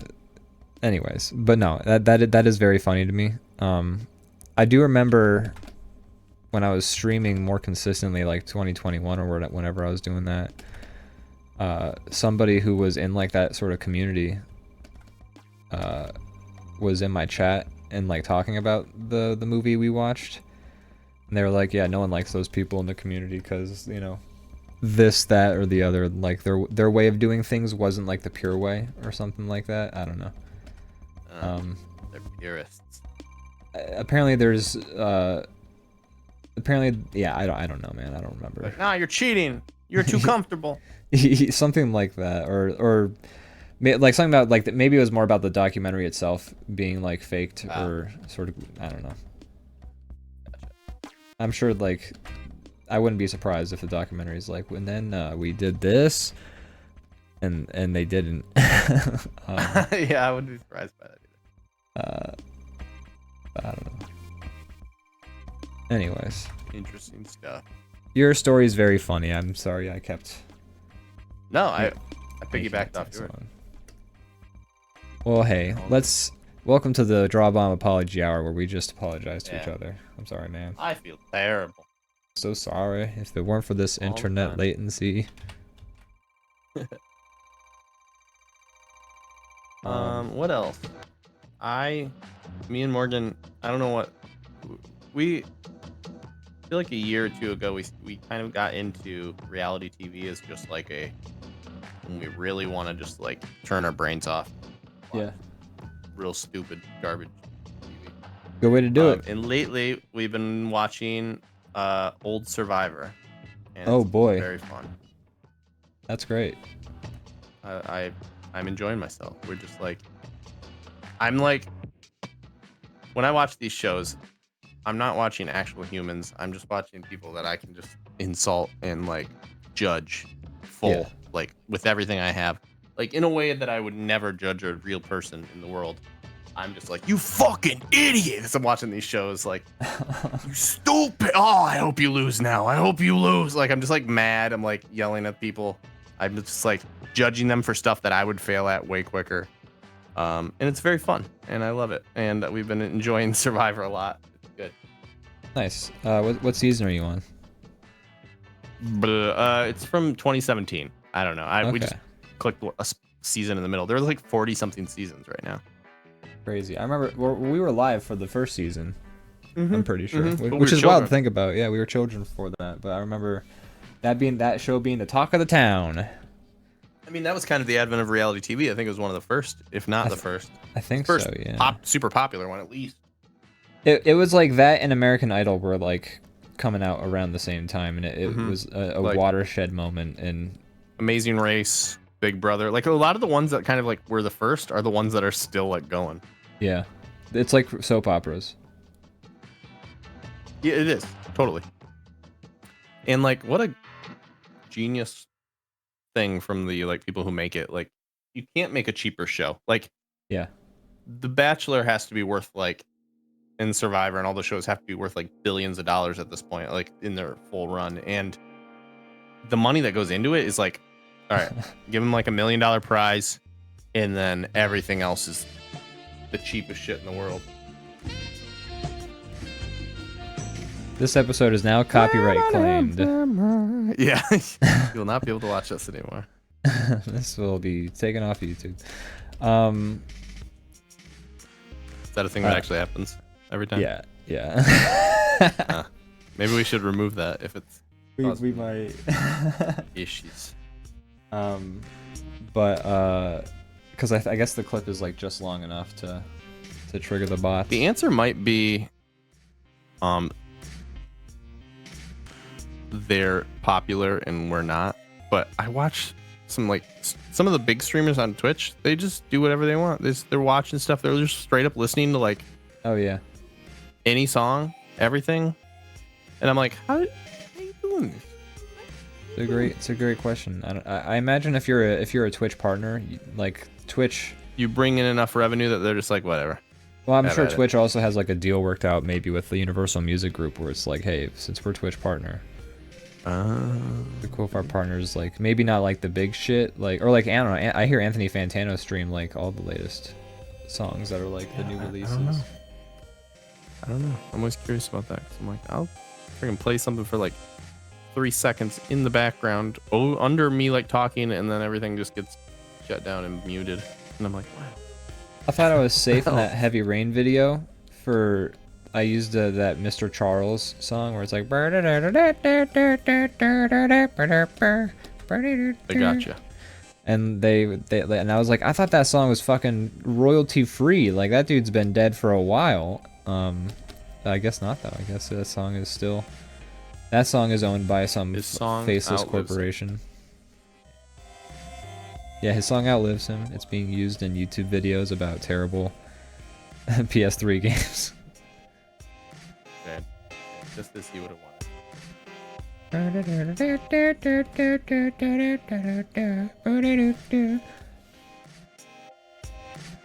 Don't sing it too good.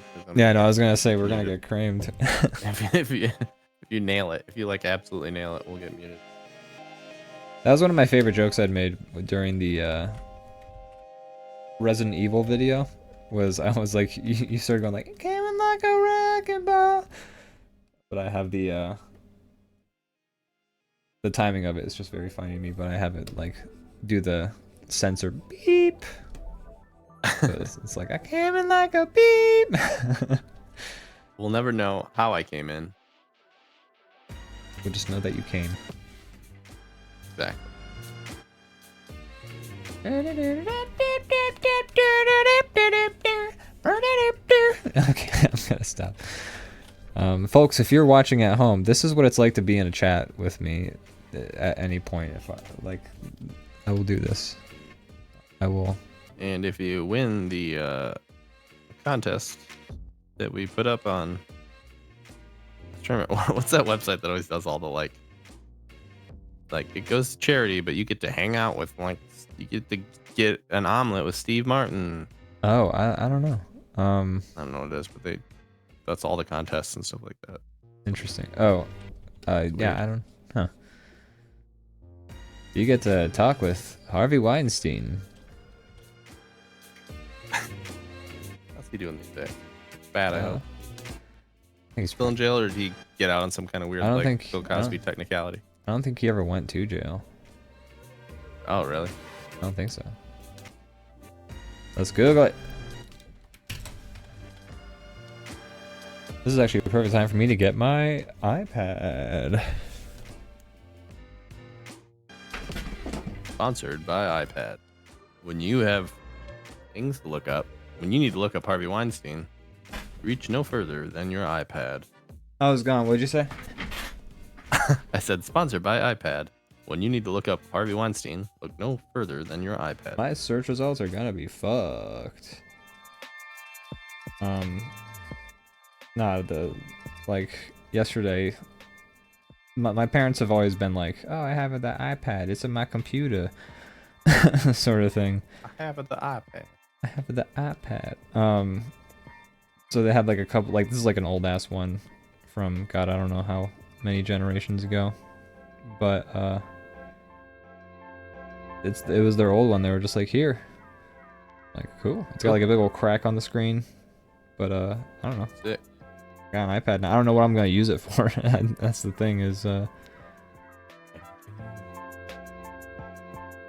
I don't know. I don't know what I would do with one either. If I had the newest one, I might draw on it a little bit, but other than that, not sure. Yeah, like I don't have Procreate, and I don't have like one of those pencils, which that would make it. I don't think the one you have, I don't, unless it's new-ish, I don't think it would even run all that. Maybe. It might. When I went into the settings, it had like Apple Pencil as a thing in the settings, so I assume. Cool. I think it's I think this is running on the latest OS. I don't know. I don't know though. I don't know either. So. Oh no.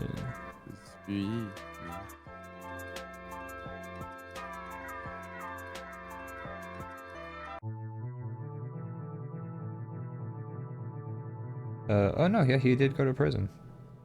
Good. He in June 2022, he tried to appeal his sentence, and they were like, no.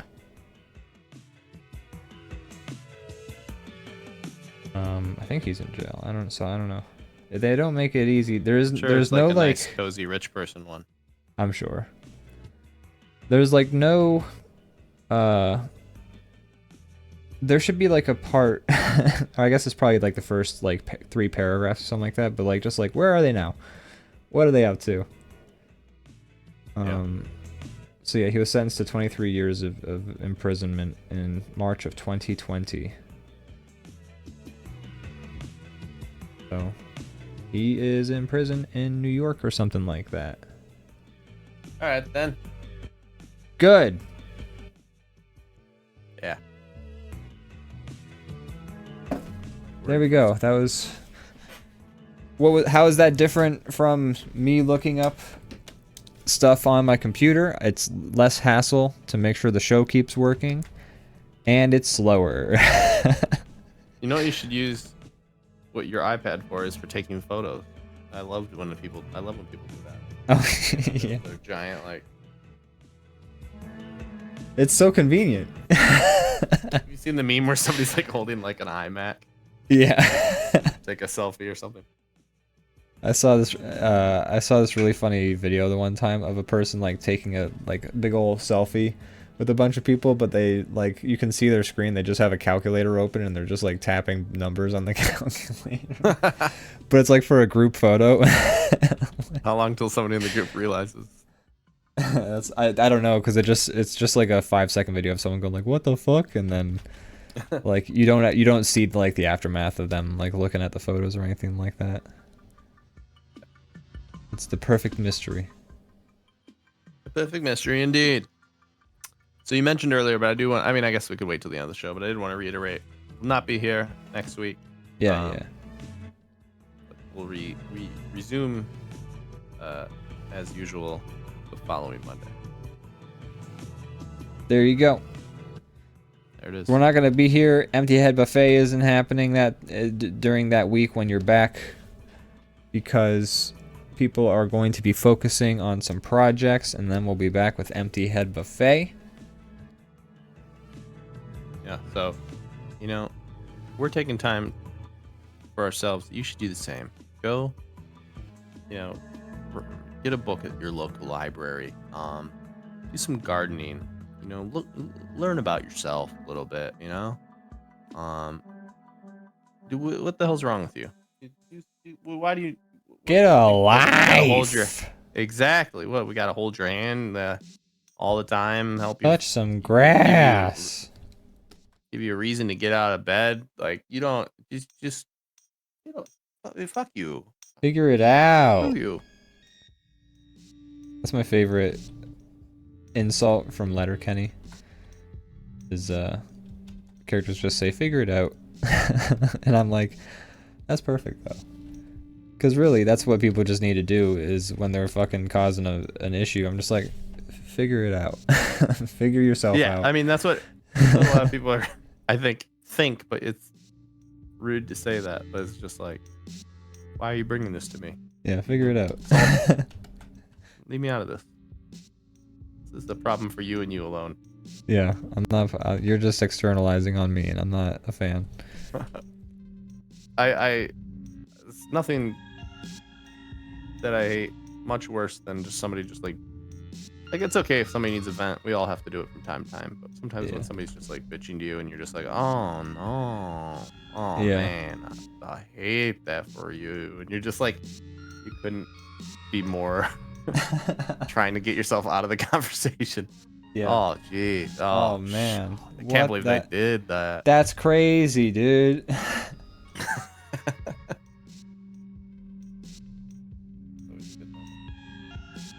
Yeah. I try to be a comforting person. I'm not good at it, I think, but I try. Yeah, I try to, but there's times where it's just like I couldn't care less about this problem that you be having. I'm sorry you're struggling, but I'm not. I'm only started struggling when you started telling me about this. Yeah, I'm struggling fine now. Before that. Struggling to get through this conversation. Oh, hatcha. Oh man, that sounds terrible. That reminds me of this time that this guy started complaining about some shit and wouldn't shut the fuck up. That's what that reminds me of. Oh man, that's real. I'm so sorry. If you're somebody that I don't know. If you're somebody that I like care about, I'm usually down to listen. Yeah. It's usually like a coworker or an acquaintance that I'm just like, I'm not your guy. For me, it's when it's excessive. Like I might sympathize in the beginning, and I might be like, "Oh man, that's awful. I'm sorry to hear that." But then if they keep going, like there's only so much I can say. Right. And there's only so much I can give emotionally. Right. That's a good point too. And so it's like that's when it becomes sometimes an issue for me. It feels like they're digging for some kind of specific thing, and you're like, I don't know what you want from me. Yeah, like I'm sorry, I'm not the well that I'm not the well that you should be tapping. No, you're right. You're absolutely right about that. It does feel like sometimes they're looking for like the right response, and I'm just like, sorry. You want me to say that you want me to say that you're right? Or, that situation truly is the pits. More at 11.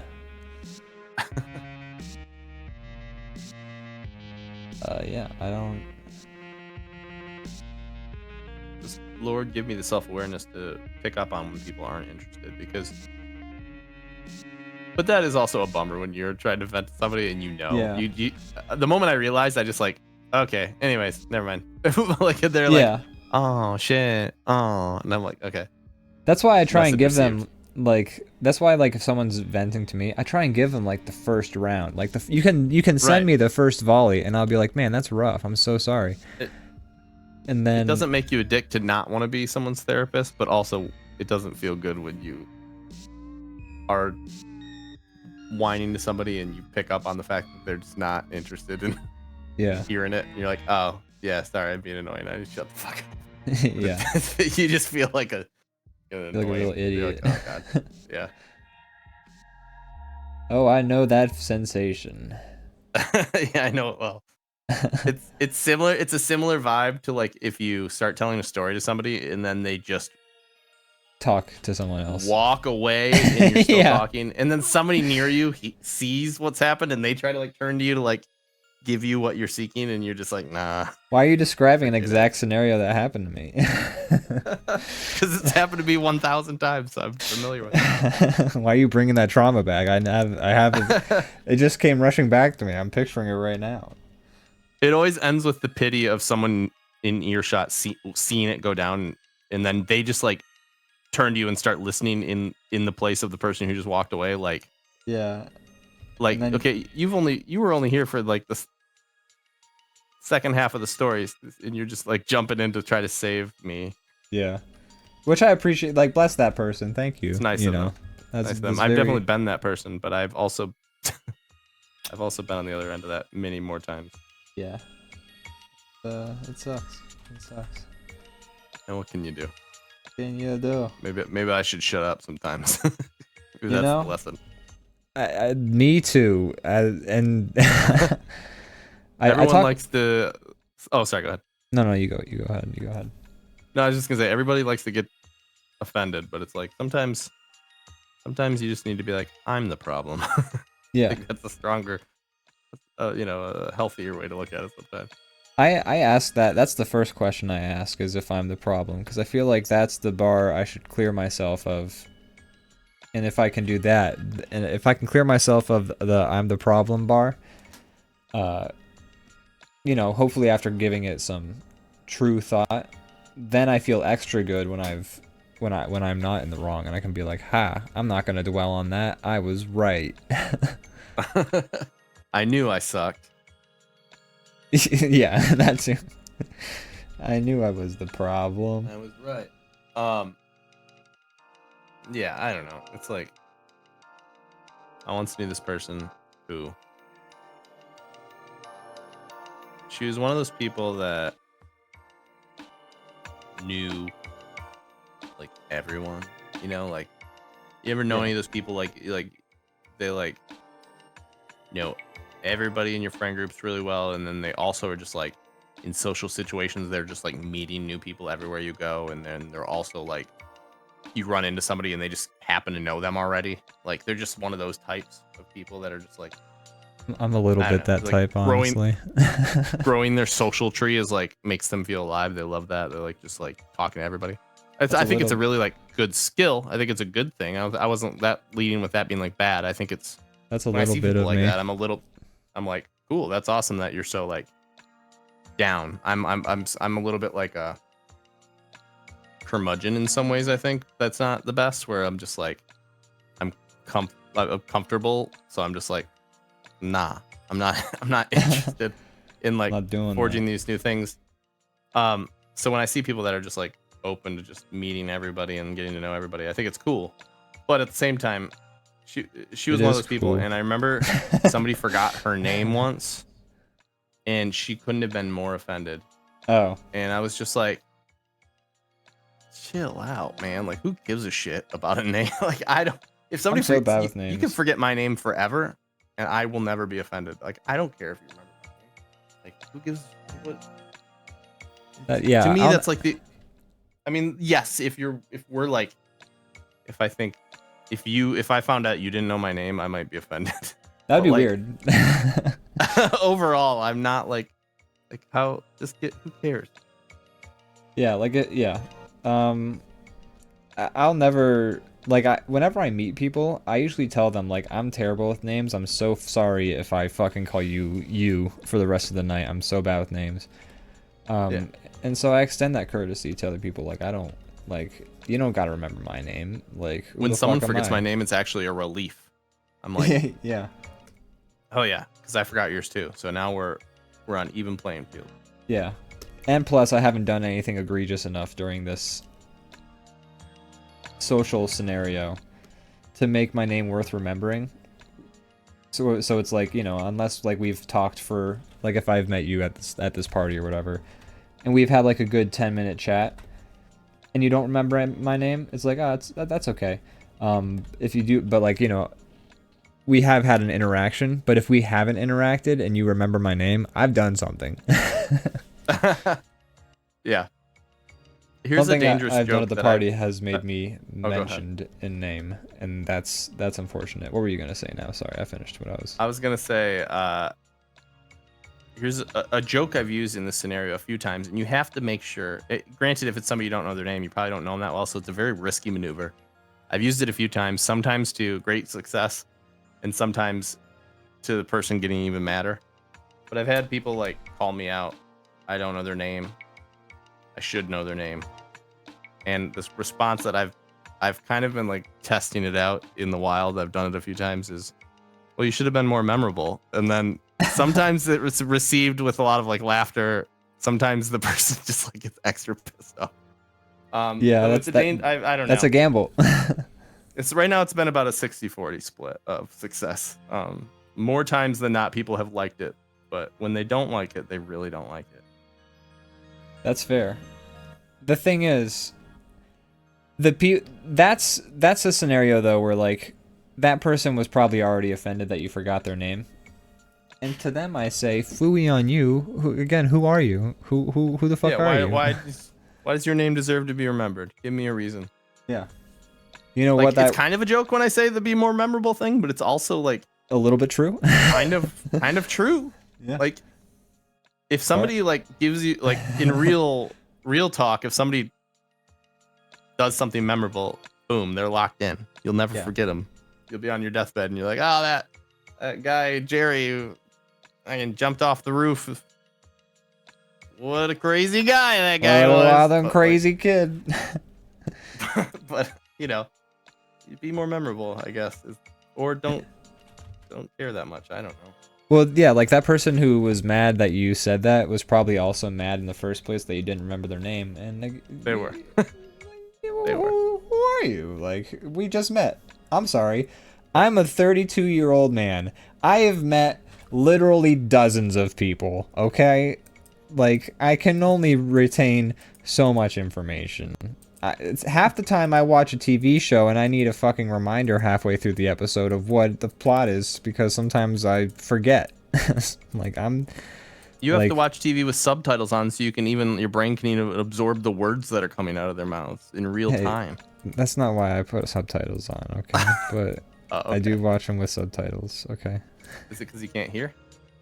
No, it's sometimes like the dialogue is like, because like sometimes movies will just have a character whisper some shit and it's like, what the fuck did they say? And rather than have to like watch the scene over again or like skip back a little bit, I can just fucking pause real quick. Oh, unpause. Boom. Sometimes the mixing is real bad. Sometimes mixing is very frequently bad. Yeah, it's a common problem. Like the beginning of Spider-Verse. Like, what the fuck was that about? I don't know if you remember the mixing in Across the Spider-Verse, but fucking A, it was not good. I don't offhand.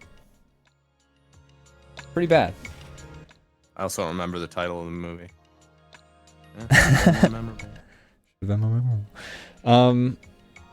But also, like, there's also some TV shows where there is extra dialogue that is made more apparent through the subtitles. Like, for instance, a lot of songs will have their lyrics written actually in the subtitles. And then, like, sometimes the fucking the song's not audible. Like, you don't know what the fuck the singer's saying. And like, or like sometimes it's like diegetic. So they'll have like somehow the song will be playing on like a radio and characters will be talking over the radio, but they'll have perfect subtitles for the radio song and you'll be like, oh my god, these radio lyrics are perfectly mimicking the situation. Crazy, you know, that sort of shit. And there's also you definitely do get some things from subtitles a lot of times that you wouldn't normally get. I find I don't really use subtitles. The only place I really like them is video games, I think. And that one a lot of times somebody like NPCs are having a conversation that you're supposed to be able to hear, but I walk too far away or something, and I still get to see it a lot of times. But no, I don't really do subtitles that often. I'm a subtitles guy. In Bob's Burgers, it's really weird because there's some jokes that you just straight up will not hear unless you have the subtitles on. Like, people are, like, saying things under their breath, or I don't know where the fuck these voices are supposed to be coming from, because I, like, remember, like, there's this episode I remember specifically of Bob's Burgers, where, it's in, like, the first season, and it's where the, Carney guy, who's voiced by Bill Hader for a while, essentially, like, has a hostage situation in the bank that Bob is in, and, like, there's these jokes that are happening by these characters that I'm just not hearing them say shit, but like the subtitles are like throwing in extra lines that are very funny, and I'm like, who did the subtitler not get? Did they get an outdated version of the script? Like, I'm confused. What's happening? Like, are there just extra jokes for deaf people? I don't get it.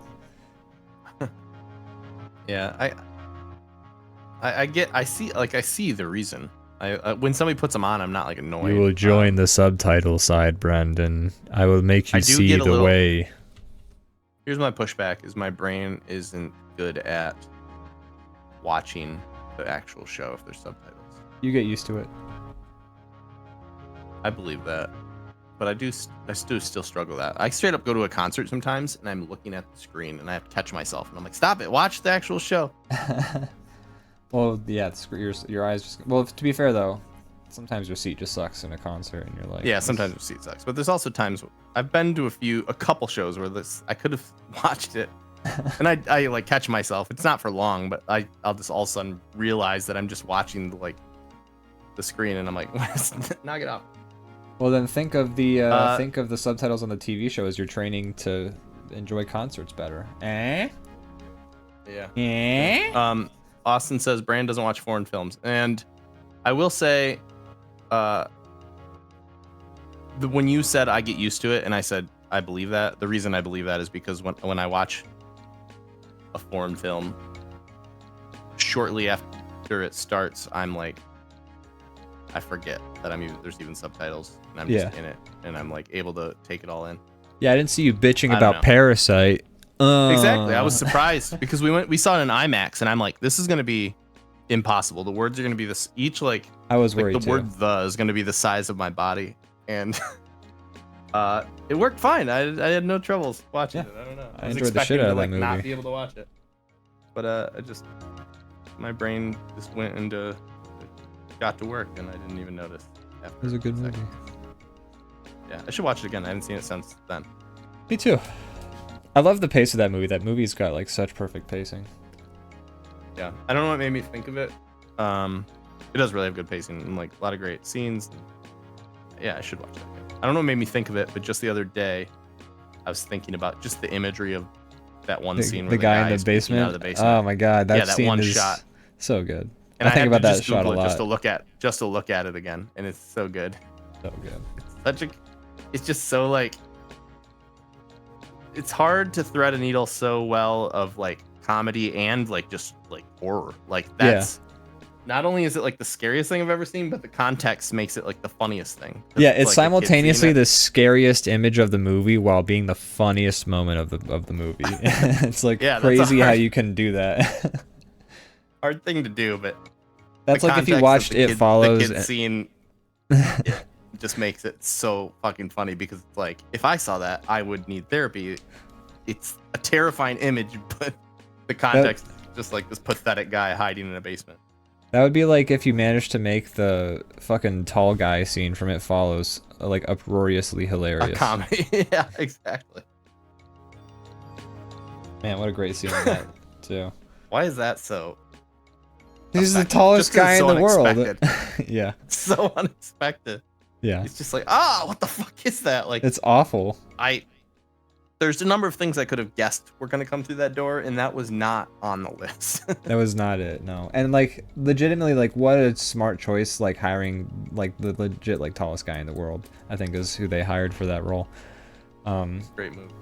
Such a smart choice because like, fuck, terrifying. And like, I've heard I've heard other people talk about the movie, and like everyone who talks about the movie talks about how that was like the most terrifying. Yeah. I've heard the same sentiment like amongst people, just like that's the image that sticks with everybody from that movie. Yep. And it's a like 0.5 second moment. Yeah. It's so good.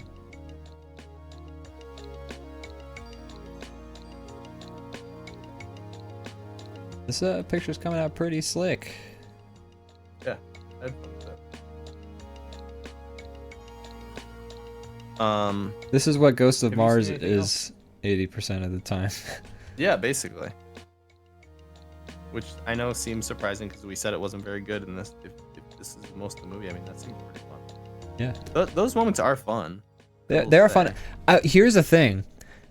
That movie, I would love to see that movie remade with like fight choreography from like the guy who made The Raid or something like that, you know? Like imagine if it was the same movie with maybe the plot being slightly less dumb, bit more budget so everything looks a bit less like a cardboard set, and then like the fight choreography was noise. I don't know. Yeah, I think you make a good point. Zone Dog says 80% of Ghosts of Mars is them returning to the same rundown Mars building to talk. That is true. There is a lot of that too. Which also, if I were to, if I were to remake Ghost of Mars, I would 100% cut the scenes out where she's giving like the report to the Mars Commission, because number one, now you know who the only survivor of the entire like scenario is. It's like the Bird Box all over again. I was waiting for some kind of like. It became pretty clear early on that this wasn't going to be the case, but I was waiting for some kind of like she was going to like transform in the courtroom and then start just like, oh yeah, and start like just tearing people apart. Like, well, but the transition isn't like that. For like turning into a zombie, it's like a weirder thing. Stone Dog is correct. The other 20% is Jason Statham also sexually harassing. Yeah, he just fully doesn't. He doesn't give up either. No, he's persistent. She's like, no, and then he's like, oi, I'll get you. Yeah. I'll weigh you down. He doesn't stop. The only thing he's as persistent about, as far as sexual harassment goes, is fighting zombies. Yeah, he does a lot of that too. Which he's one of the best ones to do it in that movie.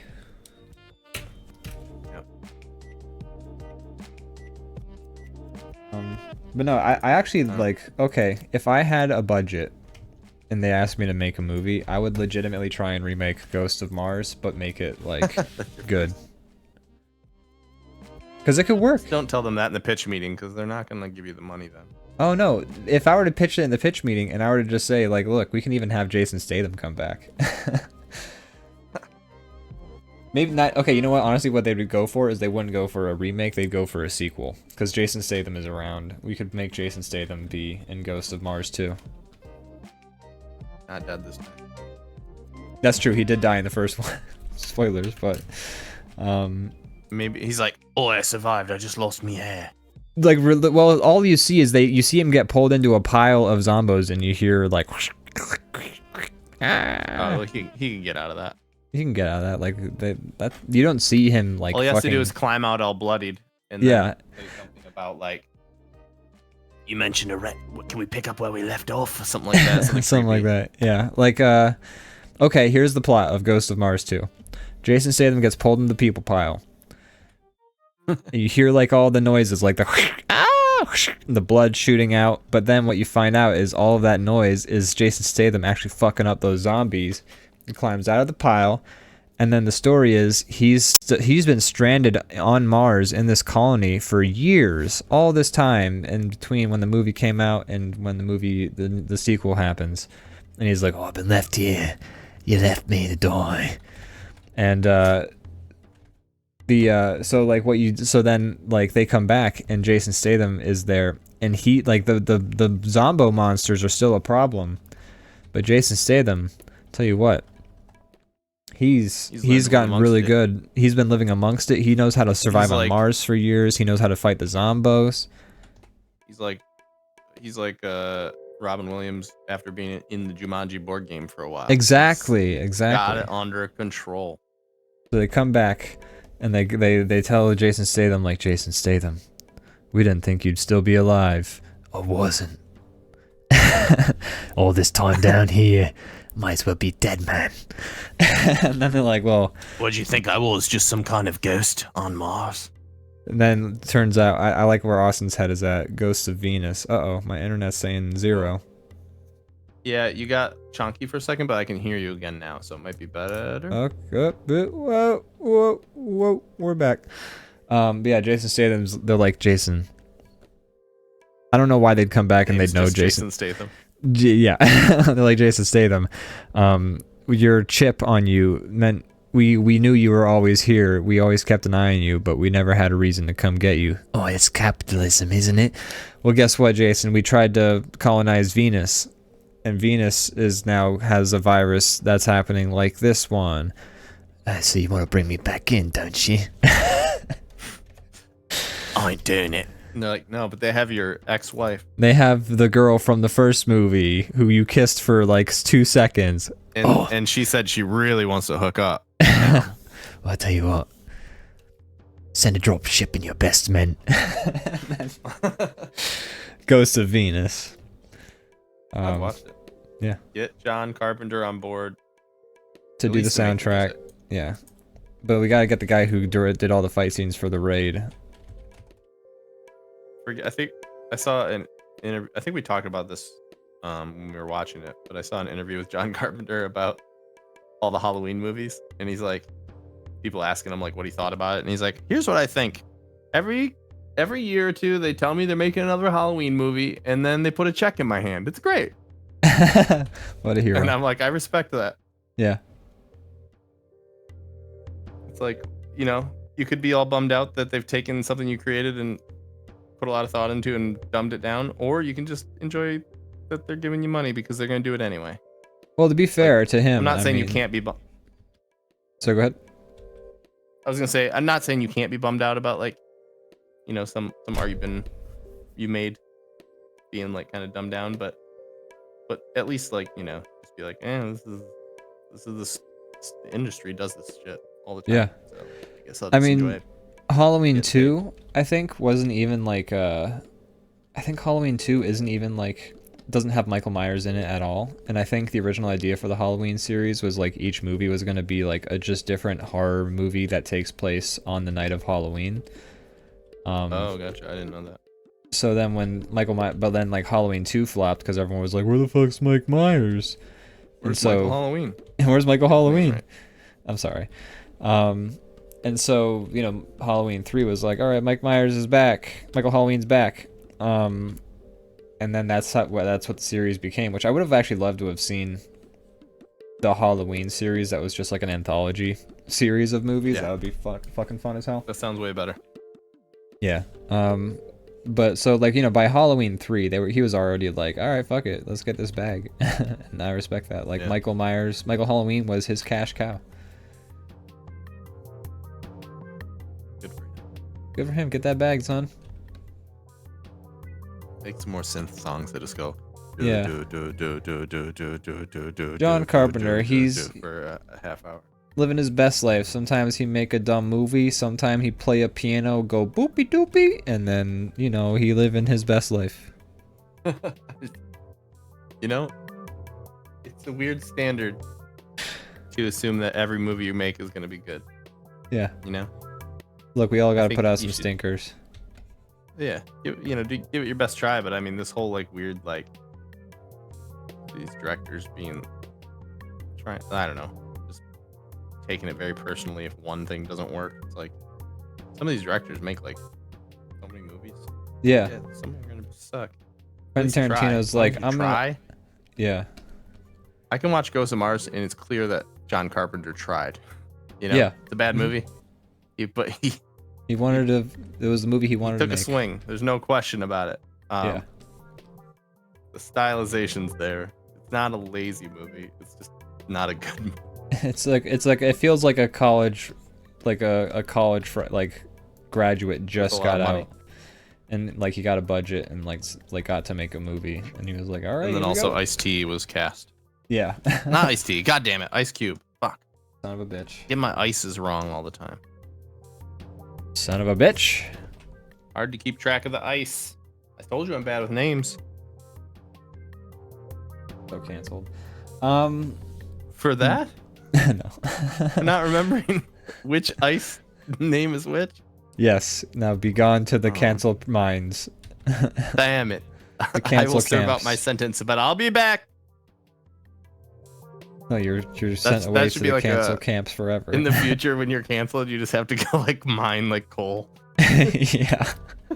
That should be a joke we should do in like some fucking thing. Is like someone gets canceled and then they have to go to like a mine and fucking just like dig for coal.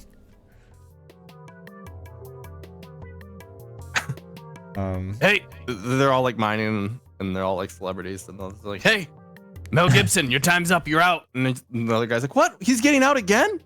Yeah, they let him out every couple of years, but he'll be back. Don't worry. He's on probation for good behavior.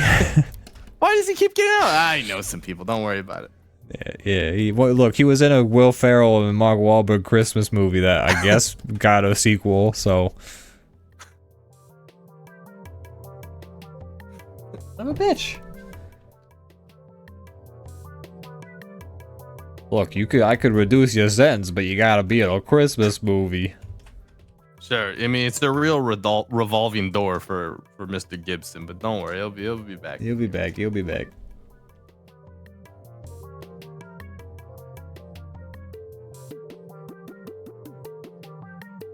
He's always got to check in. He's on permanent, he's got a permanent probation officer that he's got to like call in if he ever leaves town. He has to wear an ankle thing. Yeah. He's permanently canceled, but he's allowed to go into the world. He's what we call a day walker. He's like canceled, but he's also allowed to walk amongst the public. It's a unique phenomenon to him.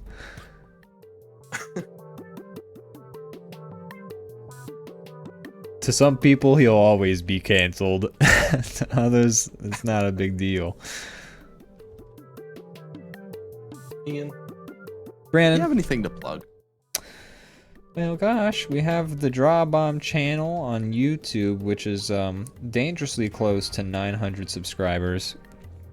Brandon, did we ever come up with 3 short sketch ideas during this episode of DrawBomb? Did we even try? We did. We did not not. try it. Oh, maybe the canceled minds, but that's not a short one. That's a bigger one. That is like a. I mean, maybe we could maybe it could be a series of sketches or shorts. But like the first one could be like, you're canceled. Oh no! And then you're just like, the next shot is the guy like digging in a mine, being like, oh man. I don't know how we'd make it funny. In the 6-second snippet. No, we did not. We did not. Shame. We wrote the sequel to Ghost of Mars. We wrote a sketch about Mel Gibson. Even though he's canceled, we still giving him more roles. Just like everyone else. Yeah. No, we did not write that. That's okay. Aside from that, go to check out DrawBomb. We've got sketches coming out quite frequently. The new one's hopefully coming out this week. Got all the elements. I just got to piece them together. Follow us. We're doing more stuff on this channel. We're constantly trying to think of more stuff we can do. So yeah, check us out here. We got our improv animation stuff we're doing more of. We'll be doing more of real soon. Yeah, we got DrawBomb tonight in the works. We were gonna shoot some of it tonight, but we decided, that's a lot. Just do DrawBomb tonight. Yeah. Instead of doing DrawBomb tonight. Decided to take it easy for just a hot minute. But we'll do some DrawBomb tonight soon. One of these days we'll record a sketch. We should have Austin on. Good, yeah. I say that 'cause he's in the chat right now, but also because he would enjoy it. I think. Yeah, I would too. I would be fun to have him as a character. This drawing looks good. This drawing actually looks kind of good. I know. I had a lot of fun with it. I mean, originally right before we did the show, I'm like, let's not just be stuck on the same drawing for the whole time. But then it was fun and good, and I'm like, all right, let's keep pushing it. Yeah. And I'm glad we did, because the way you added those dust cloud lines actually like sell it so well. I think that was a great choice. Good. Thank you. Yeah. I like your background color. I'm just adding some shading on some of your guys to. No, I appreciate that. More like the right side. Yeah. No, it's good. It's good that you're doing that. Yeah. Sometimes I get, maybe wrongfully so, but sometimes I get like self-conscious about just doing like a DrawBomb drawing the whole time, because I'm like, who the hell do we think we are that like this isn't like putting Bart Simpson in a Butterfingers commercial. Like we're not nobody cares about DrawBomb enough that we're like, watch us draw your beloved character that you all love so much. DrawBois. Yeah. You love to see him. There he is in another situation. But something like this is like not a them themed show. Yeah. I mean, in general, I like our title card drawings. I think they're fun. I do too. I think we have I like the dynamic. The algorithm has us all inside our own heads. We're not able to just be creative. Yeah. Here's what we think We all about are you, worried algorithm. about if we're being efficient. Have you uploaded your content today? I will soon. Don't be mad at me. Please don't be mad. Please don't turn me into... Please don't downgrade me in the algorithm. Oh, I don't know. My finger's near the down arrow. How else will you learn your lesson? Maybe if you post it in the next... 16 hours. That's not enough time! Be sure to use your hashtags, but not the wrong ones, or else we will bury you. Don't use more than the specified amount of hashtags or none of them will work. Well, how many hashtags is it? I won't tell you such information. You'll never know, but know that if you don't use any, no one will ever see your work. Not even the people who have clicked the I want to see their work button.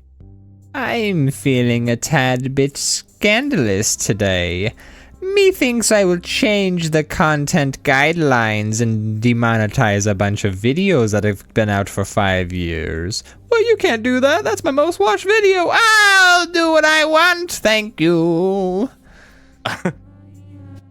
Oh, I'm sorry. Did you try to tell me what I can and can't do? Oh, very interesting. What's that? Is that a copyright claim I hear? Do try to avoid using... Do try to abide by the rights of fair use in your review.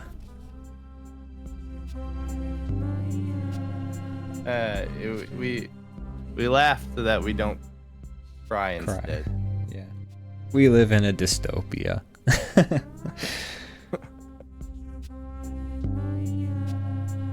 But yeah, I say just, I mean, you know, everybody here we were plugging shit.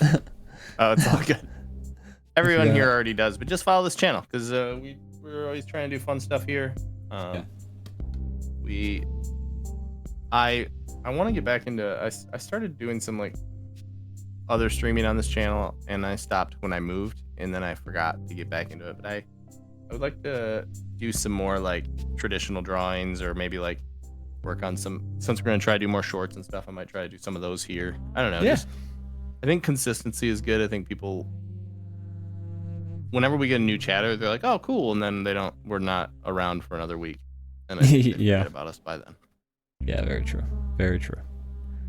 We're not consistent, you guys, but it's hard to be consistent when it sucks. You need like consistency to make it, but you can't be consistent until you've made it. It's a real conundrum. It's a real catch 37. Right? Yeah, that's true. That's true. That's Anyways, what? Watch DrawBomb. Watch DrawBomb live on YouTube. Watch DrawBomb on YouTube. Watch DrawBomb plays on YouTube. Listen to my fucking music. It's on Spotify. Supafly Arturo. That's Supafly. Supa. Arturo Supafly. Supafly Arturo. Watch Brandon on Instagram. Watch me. Watch DrawBomb through my window. Instagram. That's right. Check him out. He takes showers. Tell him if he's taking too long or too short of a shower. And if you can use channel points to turn the heat way too hot and burn me. That's right. He will. It's fun. Lose all his skin. Make sure you tune in if you want Brandon to lose all his skin. It's very fun time. It's not. I only have so much left. He's running out, folks. Get it while it's hot. Literally. Ha ha ha! Okay.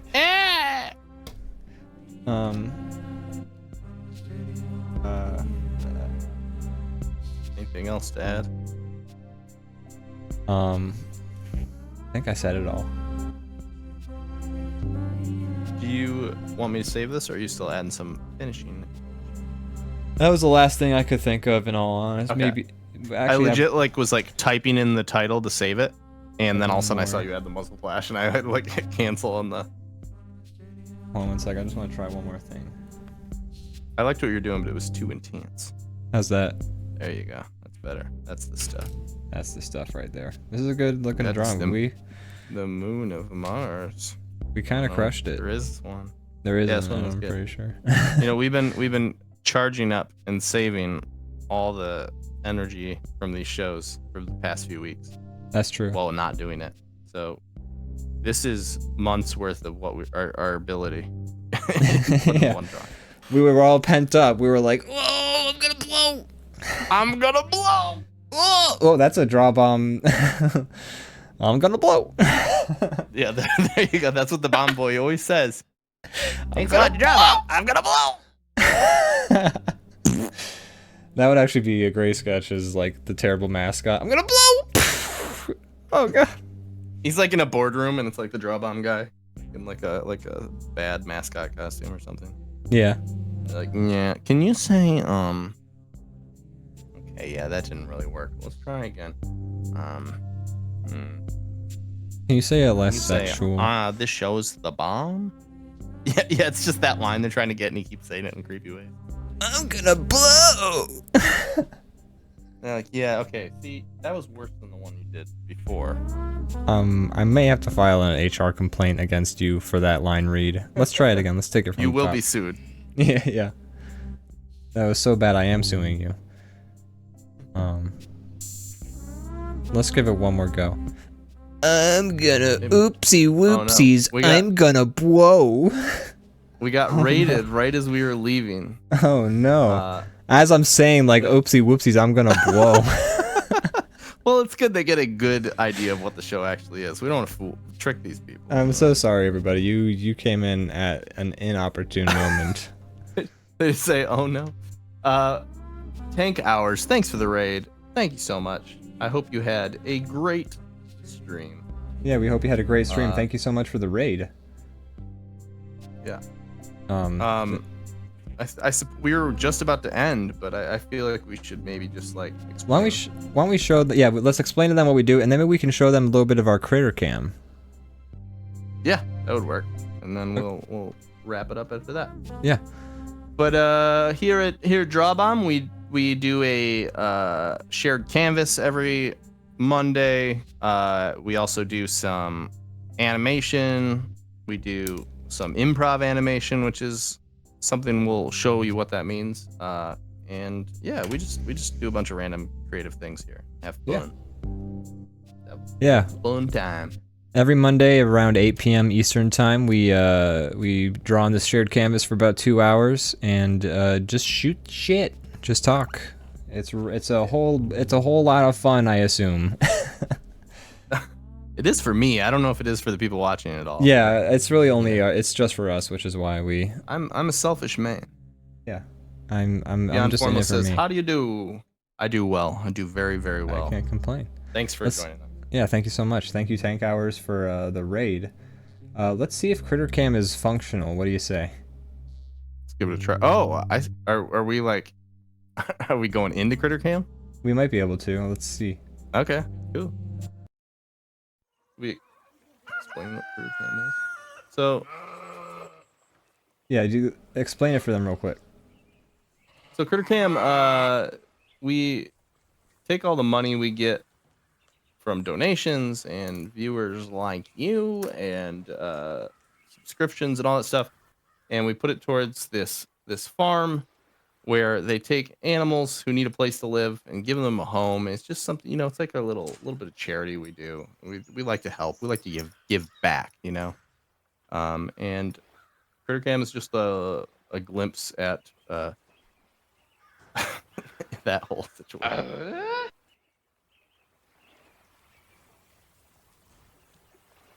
Whoa, Tank Hours! Thank you for the follow. I assume is that what that particular? Yeah, all follow. Right. Thank you kindly. Yeah. Thank you very much. Well, Brandon, are you ready for some Critter Cam?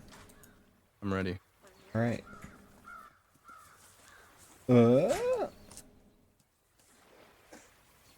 I like the tiger's head just like right up in the front. Oh, it's also the snake is over though, so I gotta.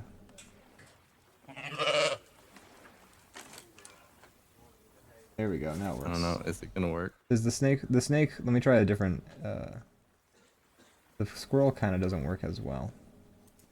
We gotta fix Critter Cam.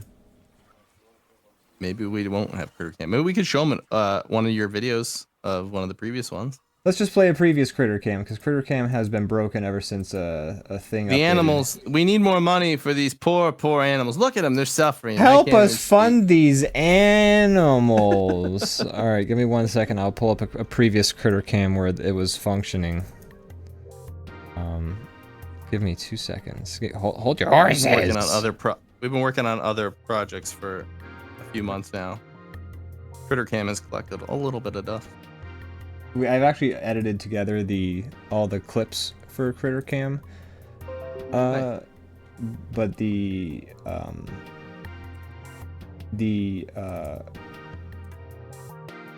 I just need to put together all like the fun extra editing gimmicks and stuff like that. All right, here's Critter Cam episode 4.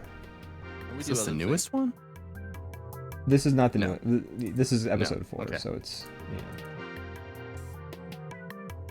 There we go. Yeah, we do other things Yeah. here on this channel. Causes that are important to us.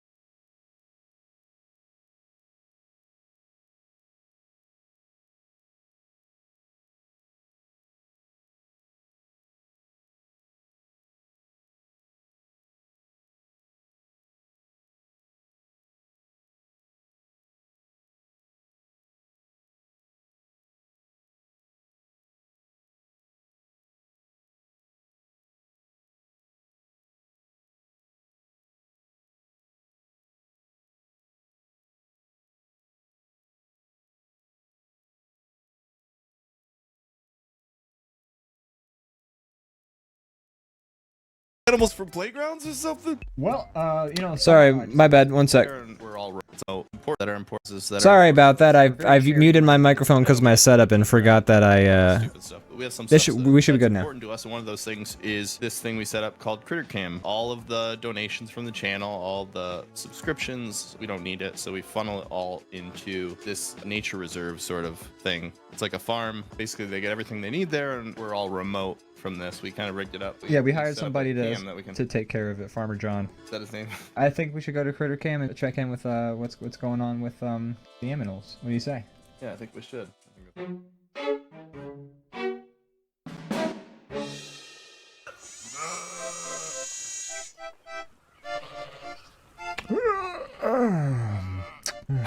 Oh my god, oh jeez. Who's there? It's me. It's Anthony. Anthony! Yep, that's me. Oh, I hi, haven't seen you around here before. Are you new here? Where are we? Well, we're at the farm. DrawBomb Farms, I believe, is what I've heard people tell me around here. This is your new home. You are a prisoner. What? No!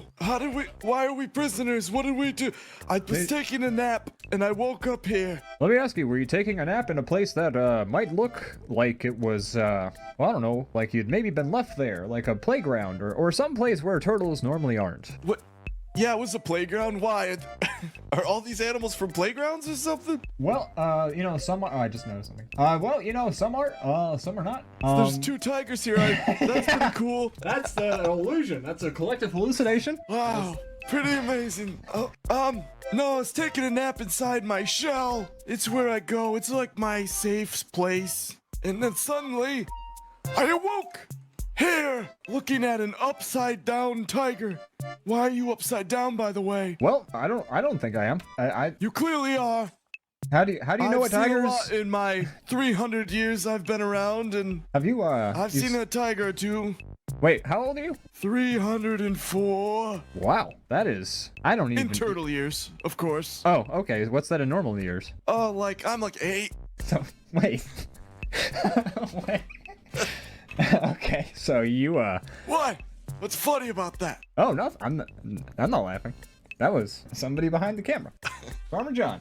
That's impressive that you look so... How long have you been so, dry looking? What? What do you mean dry? Well, it's just that, you're full of wrinkles, and you have extra skin. You have lots of extra skin. Don't be jealous of my skin. Oh, I assure you. What's the average lifespan for one of you fellas? Well, being I'm only 300 turtle You're 8. years right now. You're 8. 8 years, you know. Boy, we can live up to be like 200 years, I think. Is that right? Sure. Sure. Yeah. I think 200, yep. That's 180? for sure. Sounds about right. I'm sure of it.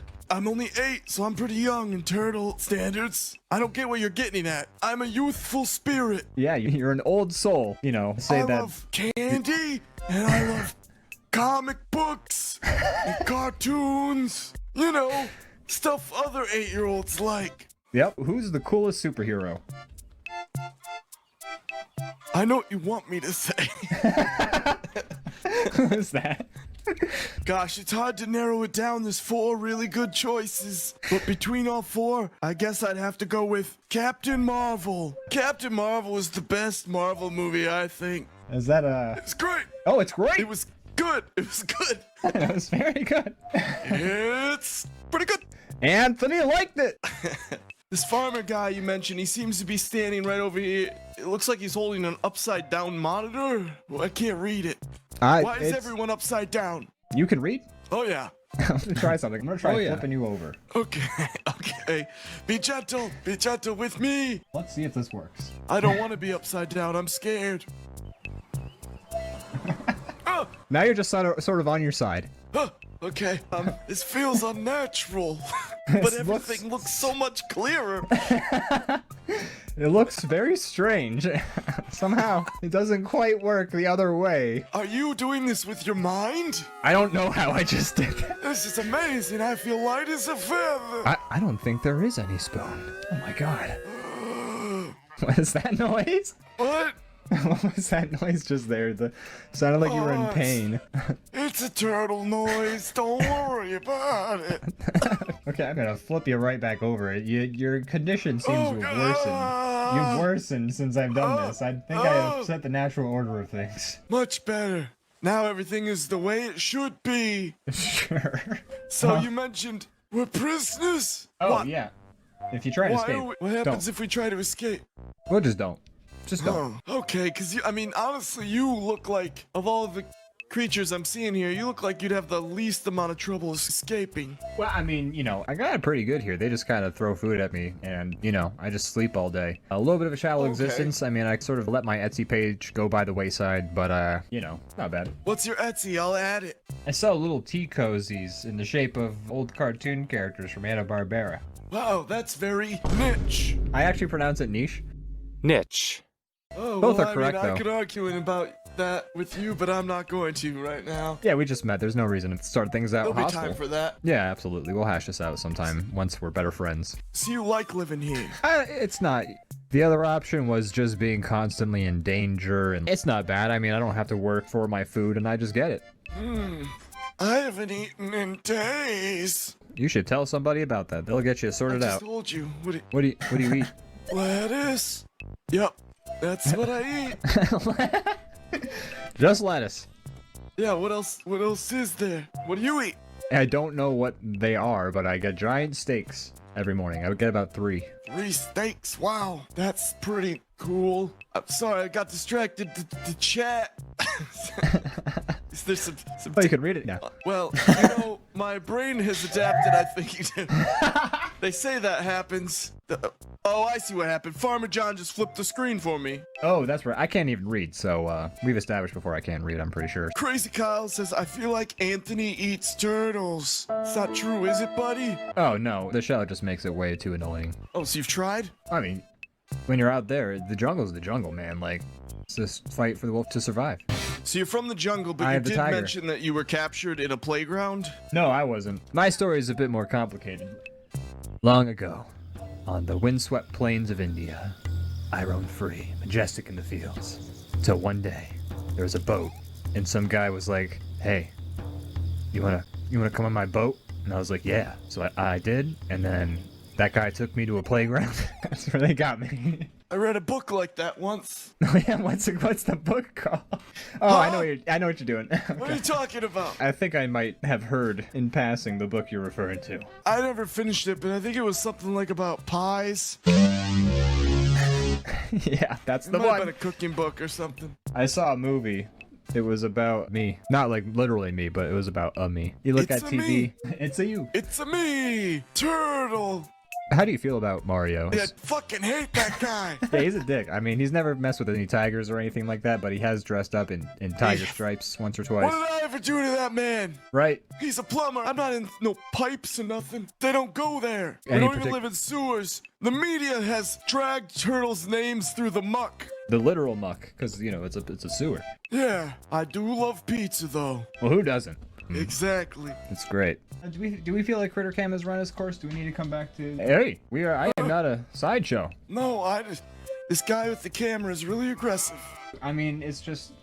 I know now we're talking directly to the animals, but we got a show to do, guys. Like, once the bit is done, we gotta move on from the Critter Cam. I think you're just an asshole. Huh? Not you. I was talking to the guys who popped up on the screen that Farmer John's holding up. They're upside down. I think we're just gonna move on from the Critter Cam. I think it's time. I think it's time.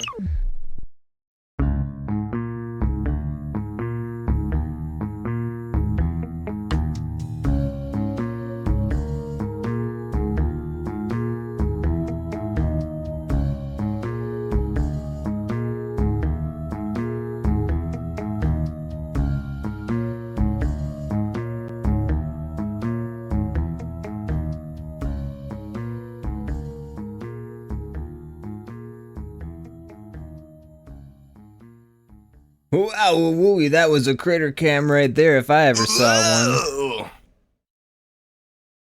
Yeah, that was a good one. That was a good one. I heard the review is not what I expected, but I enjoyed it. I'll take it. That's you know what? If you expected it, I feel like we would be doing ourselves a disservice. We thrive on the unexpected. Yeah. That's what our tagline is. Yeah. We'll talk. Yeah, exactly. Talk about it. But yeah, so we do a little bit of that was an edited version of some of our improv animation we do. We also do scripted like animation sketches you can find on our YouTube. Mm-hmm. And we do all sorts of stuff, whatever we feel like doing. We got like 2 movies on there doing like the same shit we did with Critter Cam. Feature length film. That's right. We're making I know most of you watching that Critter Cam thing, you were thinking, I wish this was 90 minutes. Well, you're in luck. That exists.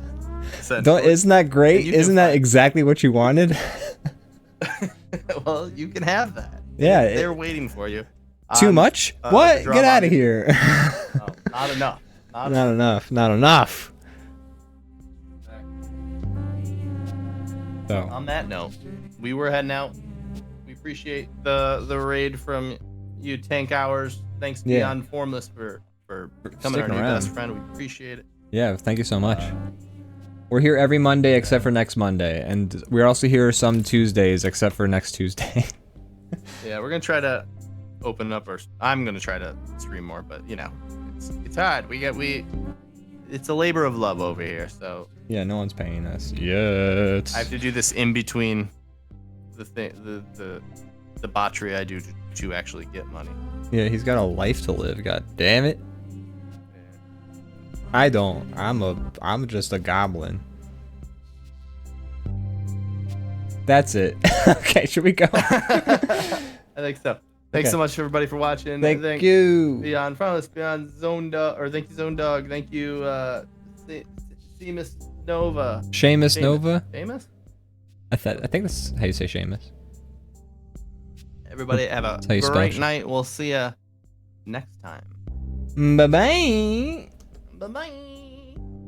So long, farewell, auf Wiedersehen, goodbye. So long. I don't know the rest of the words.